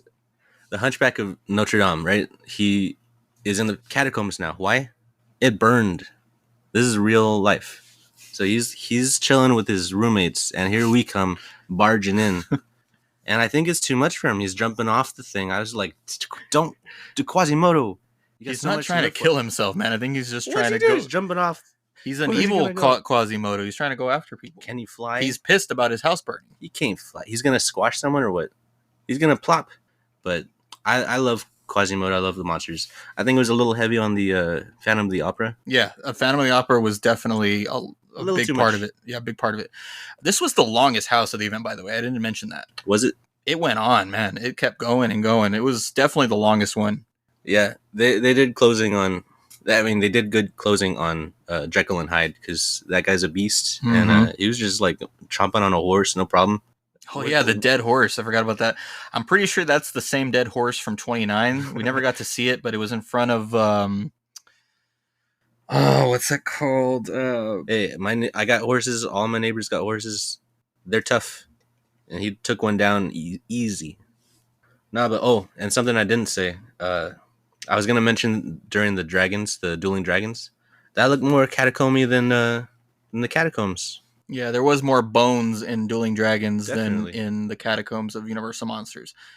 I want wall-to-wall skulls. Yeah, it's the Paris catacombs. I do think they missed out on that aspect, and that could have. Yeah, but even with that, it's my number 3. So what does that say? That could have been the reason for me putting it at 5, just because I expected a little more from Paris, from the catacombs, but still an amazing house. By the way, the horse, I believe, was in front of the Nightingale's dead pit from 29. Okay. It was outside of the tent. And I mentioned that because people didn't hate on a dead horse being out there, but literally next door in the tent that held Depths of Fear, there was a dead dog. And don't do that. And the fan base went nuts. Like, I can't believe you put a dead dog in this house. Like, how dare you? Literally next door there's a horse. They didn't say anything about that. Like, it's Horror Nights. It's a haunted house. It's not a real dog. They didn't do anything about it. I mean, they didn't actually kill a dog. Well, horses have long, weird bug faces. They're not cute. Dogs. Either way, there's a dead horse in this house. Nobody complained about it. True. So, hey, but there's websites dedicated to like, does the dog die in the end? And you don't watch those movies. Yeah. All right. Any other last thoughts on Universal Monsters that you want to say? The Invisible Man was not very threatening. He was like lounging like Hugh Hefner over there. He was. I don't know. He wasn't scary. He was chilling. He's the roommate that just chills. He was kind of just there. Like, if you look at the artwork of this house, Invisible Man is also just kind of just in the background hanging out. He was just kind of there. Like I'm saying, the roommates. I think we could have. I think the house would have been fine without Invisible Man, honestly. But it's cool he was there finally, because people always made the joke about Invisible Man has been in every Universal Monsters house. Yeah. So yeah. I guess he was naked everywhere else. Yeah. No, but they were roommates. That's the truth. They all moved in a little man-made cave, and then they got disturbed. What do you expect? Yeah. So we're good. Number 3. Yeah. So just pointing this out, we have the same top 2, and I'm do. wondering if it's are the same 2 and 1. I think they might be The same 2 and 1. I think so. Okay. I think. Yeah, I'm definite. I'm sure. Yeah, I think we are the same. My number 2 is Blood Moon Dark Offerings. I stand corrected. Oh. Okay. We're flip-flopped. What? Wow. Hold on. I mean, we're gonna get back to this, but wait a minute. Wait a minute. You put Blood Moon at number 10, and you're saying it's number 1? Yeah, there we go. Dude, that's incredible, man. Redemption. Oh my, that is redemption if I've ever seen it. Wow. Okay. Well, let's get to my number 2. Let's get to Blood Moon. Yeah. I was torn between putting this at number 3 and putting Exorcist at 2. Exorcist, like I said, rocked my shit and was scary. And this one was scary too. Like, it definitely had some scares that got me. But the sets, the gore, just the ambiance, just the intensity, the fact that you could see the village, like we had talked about before, you could see the village from like the other side. You could see other people walking in the background. It was all connected. It was all one village, and that was super cool touch. Like, it just felt like we were in that location. They placed the moon so that it was the moon. Yeah. So like the lighting of the whole house was the moon. Like, it was the blood moon. It was just super red. Yeah. You could tell this was an event for these people. I just had to put this at number 2. Like, it was such a great house and deserved more attention, because I felt like the entire time we were there, and from what I saw on Twitter and all that, it always had a short line. I don't know if it was because it was right at the front. Not a whole lot of people went over there.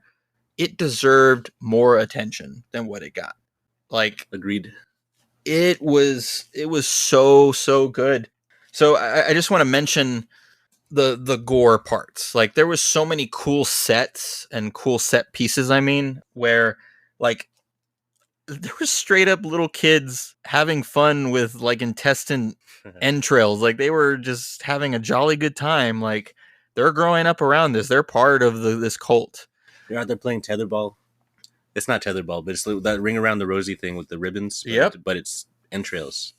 I mean, we're talking like burning bodies in there. We're talking about that there was this this dead corpse on top of a table with like a big antler like lodged into him. And if you look on the wall, there is an antler hanging there, and there's only one. It was missing another one. So it was a nice touch. I don't know which walkway it was, but we went through a door and there was a rack. Yeah. Like an antler, but there was no antlers. It was the 2 missing antlers. Both missing. So yeah, we can both talk about Blood Moon right now, since it is your number 1. It's close enough to where we could both talk about it. So yeah, let's just both discuss it. Might as well. Another crazy touch was that toward the end you have that huge tower of bodies, like all morphed together and guts hanging down from it. It's like burning, and it's like in a barn too. So you see that huge tower of just bodies, and then you're in a room full of it's a mixture of mannequins and real scare actors, like robed up, so you don't know which one's gonna pop out at you. Similar scare would be the church scene. The church scene was fantastic. You didn't know what was going to pop up in the pews. Terrifying, man. I thought that was probably one of the scariest parts of Horror Nights. Like, one of the scariest scenes was that, just because you didn't know what was going to happen. That's the heart of the house, is the church scene. Oh, it was fantastic. I mean, that house was just so intense. Was it as intense as an Exorcist? It might have been a little more. I don't know. Between 2 and 3, it's hard to put those. I just think the sets and the beautiness of it and the goriness pushed it to number 2 for me. And the storytelling It just Yeah, perfect. you're walking into this village where you don't believe in this in the blood moon, so they're gonna kill you. Like they are going after you. This would be such a cool movie. Like Yeah. I want to see this as a movie that Universal makes. Like It's a straight up cult, and the more you walk through it, the more you learn about it. Like first I was like, oh, an antler, that's a cool weapon, and then you keep seeing it, and then you see it missing on the walls. It's like these people have values. They are twisted values, but the kids even playing with the guts, like they're growing up in this environment, and this is the day that they display their violence. You know, this is their holiday, and we're seeing it for what it is. And that towering, I want to call it an effigy, but it's literally parts. Like an effigy is like in place of bodies. This is literally, it's definitely more than one body in that towering thing.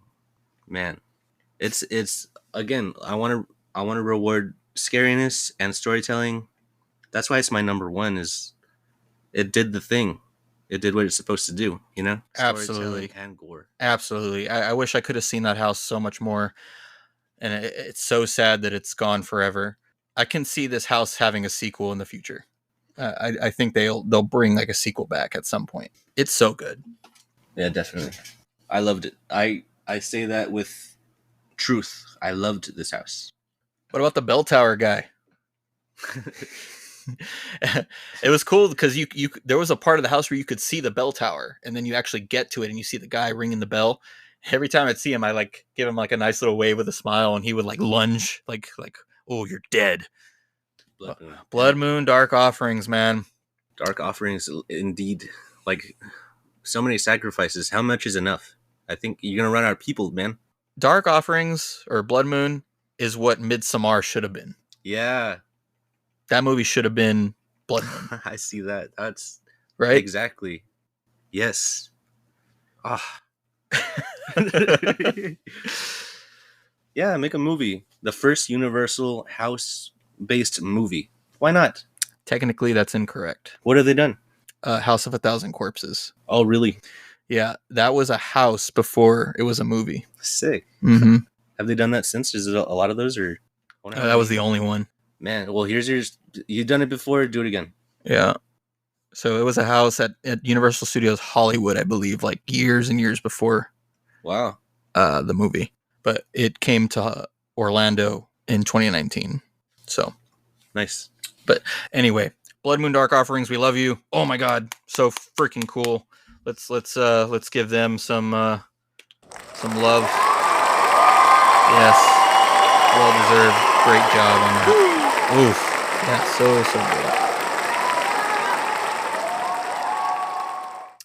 All right, and that brings us to our final discussion. Yeah, my number two, your number two, my number one. Yeah. That's Darkest Deal. That was a fun one. So I thought about it, and I actually did this house the same amount as Exorcist. Okay. I did it 6 times as well.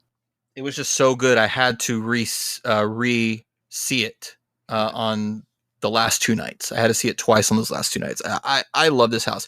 It's because it's in a tent. I always love how much they're able to put into those tents.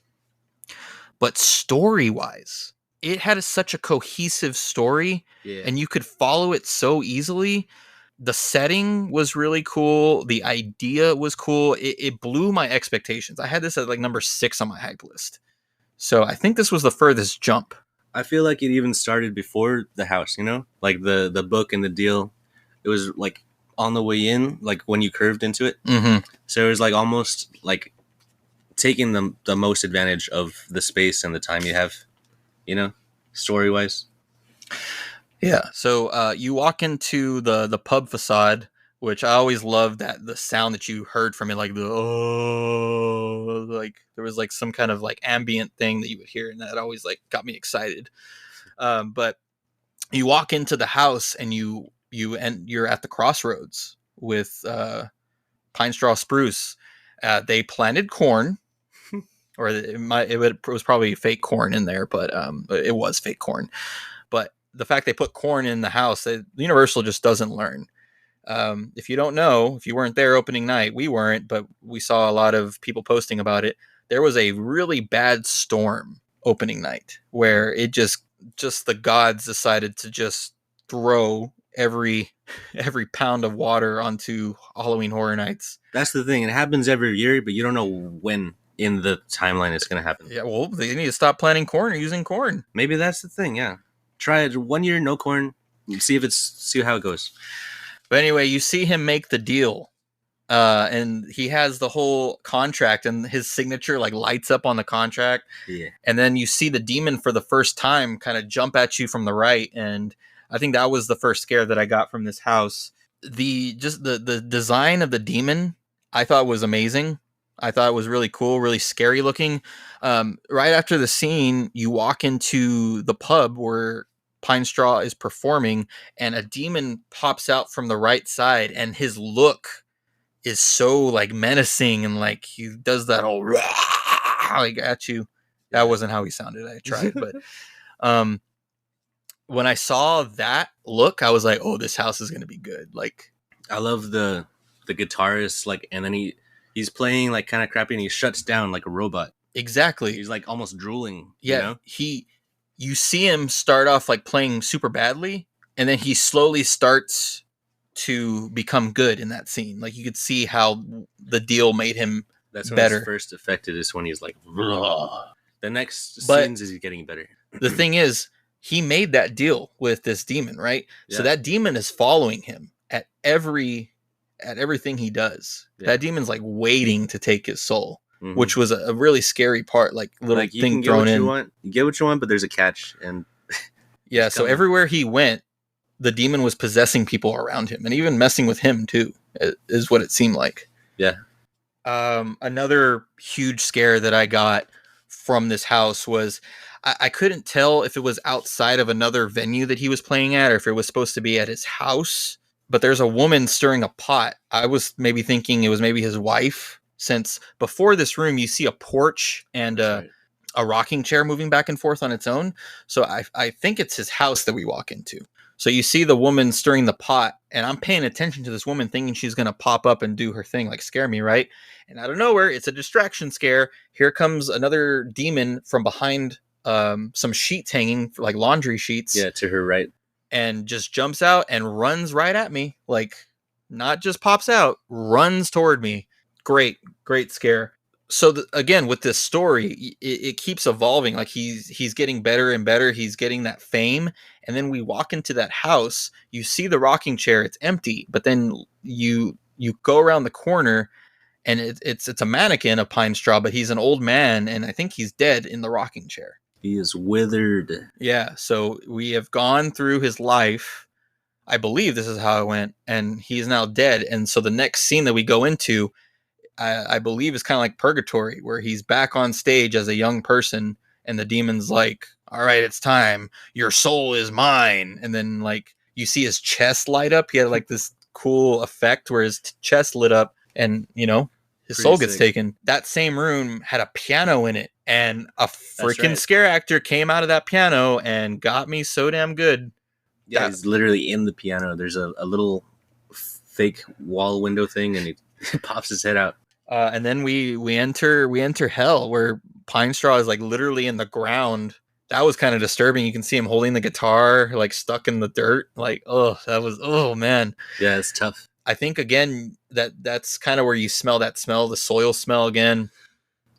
I think we were both in there when the traffic jam happened, when the actor was leaving. Yeah, so that's another thing we wanted to talk about is on closing night, we decided to do this house the second time, because I wanted this to be the last house that we did at HHN32. I wanted it to be the finale. Although we had already done it that night, I wanted it to be the last house I went through.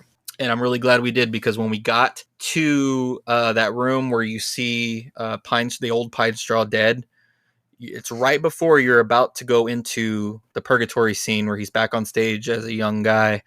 A demon pops out, scares us, and we were his very last scare.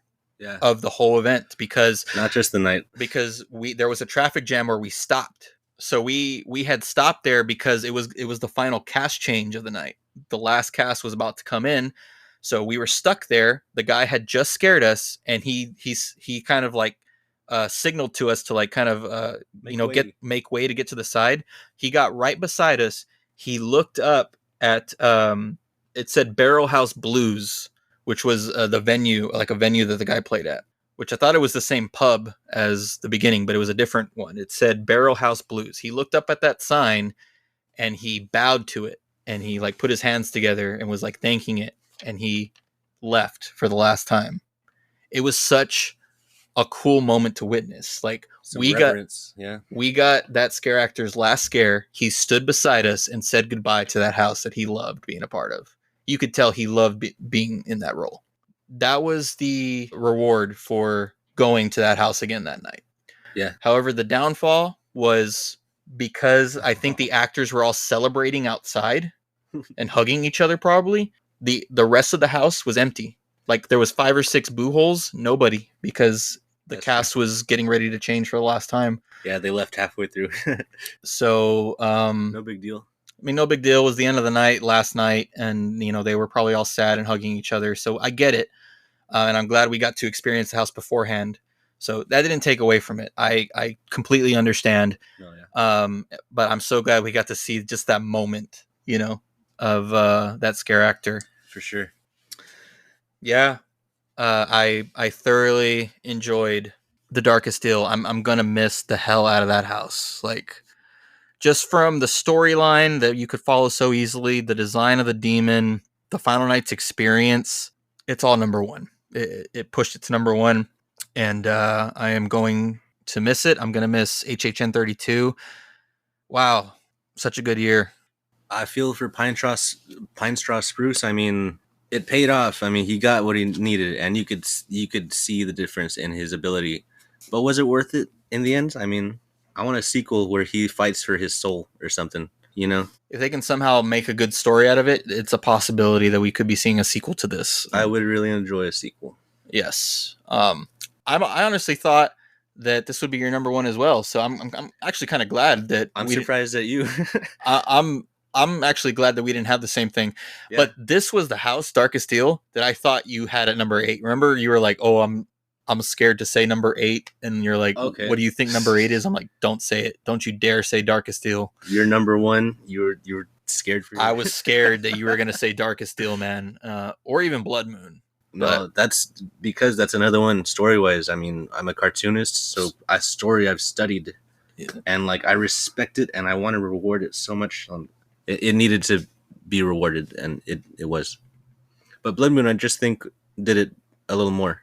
It had a little more. I get that. I mean, I had it right behind it. I totally understand. Both amazing houses. Yeah, those two weren't budging from my top 3, though. My top 2 are pretty locked. It was 3, 4, and 5 that I was like, oh, I don't know where to put these. My number 3, top 3 was moving around, but those 2 were in the top 3 for sure. All right, everybody, that is our final rankings, and let's go over them one more time, real quick. Number 10, I had Dueling Dragons. Number 9 was Chucky Ultimate Kill Count. Number 8 was Last of Us. 7, Stranger Things. 6, Oddfellows. 5, Universal Monsters Unmasked. 4, Yeti. 3, Exorcist. 2, Blood Moon. And 1, The Darkest Deal. Sorry, I had number 10, Exorcist. Sorry, did my spiel. Number 9, Chucky. I wanted it to be more. Okay, number 8, I had Dr. Oddfellow's Menagerie. Number 7, Stranger Things 4. Number 6 was Dragons, the Dueling Dragons. It was more of a catacomb than the Catacombs. Number 5, I had Yeti, Campground Kills. Number 4 was Last of Us. Number 3 was Universal Monsters, Unleashed or Unmasked. It was Unmasked. Number 2, Darkest Deal, and number 1, Blood Moon, which I really thought was gonna be your number 1. So that's cool that we were flip-flopped. That was cool. Yeah, it did drop 1 point. I had it number 1 on my hype list. So it dropped to 2, but still an amazing house. Darkest Deal went from 6 to 1. It was that good. I mean, I loved it. Yeah. I was not expecting to love it that much. And our scare zones matched to a T. All right, everybody. Overall, HHN32, what a heck of a year. I am so glad that we got to go. I am so glad that, James, you got to go and do more than you thought you were going to do. Yeah, thanks for that extra night. That was insane. Yeah, I mean, it was worth it, man. Yeah, I couldn't say no to that. It was an experience. And we rubbed shoulders, elbows, however you want to say it, with so many other of our peers. Yeah, we met so many cool people. Like I said before, the fact that we were able to get there on such beautiful weather, low crowds, get to experience everything, try the food, get discounted merch. I mean, they were giving it away. Which, by the way, the tribute store was probably the best tribute store I'd seen. I love that concept. We didn't talk about the tribute store at all, but I was able to get one of the last copies of the comic. I took James in there, and there was only two left of the whole event, and he said no to it. Well, as a comic collector, that's an expensive comic. Is $15. As a HHN fan, that's a different thing. It's an expensive comic, but it's such a limited and it jumped already run of a comic. You will never get to buy that comic ever again. That's true. And there was literally only two left. I feel dumb for not buying those last two because they could have been worth something in years to come, you know? But man, overall, I am still feeling the depression from not being at Halloween Horror Nights. The lows come with the highs, man. HHN32 is going to be, it's going to be in the history books of HHN. It's going to go down in future years to come. Like, people are going to remember a lot of things about this and talk about it. Yeah, they've bounced back from the COVID years. I think it's official. Yeah, I think it's back in full swing. It might be my favorite year. It just might be. It's not 100%, but it's getting close. I really think it might be. I might be there with you, I think. Just thank you to everybody that has been involved with Halloween Horror Nights this year, to all the scare actors, no matter how we ranked, wherever you were part of it. We loved everything that you guys have done. We appreciate you dealing with all the bad people that make some of the nights horrible for you. We know you have to put up with stuff, but thank you for making our experience the best it could possibly be. It was really cool, and I respect the Hornet's Nest. I'm sorry I'm a hater. I have no disrespect, and I cannot help but feel my feelings. But again, thank you to everybody involved in this event. We can't wait. We can't wait to see what next year brings. Thank you for everybody that listens to this podcast. We're slowly getting this thing going. Your continued support, you listening, it means a lot. Please give us some good reviews. If you need to, give us some pointers, definitely give us some pointers, but throw us some reviews on the apps that you listen to this on. We would really appreciate it. Continue to listen to us. I believe this is going to be the season finale, unless some announcement happens before we put this one out. I don't think it will if it hasn't happened already. So this will be the season finale, and we can't wait to get back when announcements start up. Anyway, everybody, thank you all so much for listening. Follow us on Twitter. I refuse to call it the other name. We do have an Instagram. I don't use it very much, but we are sort of active on there. So, follow us on Instagram, follow us on Twitter at HHN Obsession. And leave a review, Apple review. And, comment what you want to see next, or what kind of... Yeah, how can we improve this for sure. So, yeah. Thanks again, everybody. We can't wait to get back at it next year. Good times. Good times, James. We'll have some throwback episodes for y'all. Reminisce about past events. Absolutely. Yeah, we'll get that going. Stay tuned. Be excellent to each other. Don't have any wet dreams. Have scary nightmares. See you in the fog next year. See you in the other fog. That was this year's expression, right? Oh, that's every year. Every year? Yeah. I'll see you in the fog. There you go. Yeah. We'll give each other big hugs. Yeah, say hi to us if that happens. And Dr. Oddfellow in Jungle of Doom, I'll even hug you. You better ask permission. You're my friend. Give me a big old hug. That's Doctor to you. Ooh, he told you. You're damn right. Just wait a while, giving you the hip at your face now. Wait a while, giving you the hip at your face now.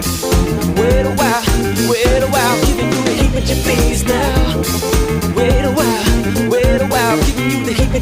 days now. Wait a while.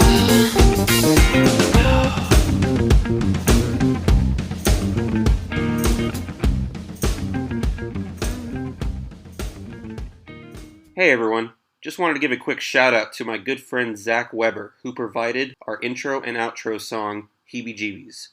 You can listen to the full version of Heebie Jeebies on iTunes, Spotify, Pandora, or anywhere where you listen to your favorite music. Thanks for listening.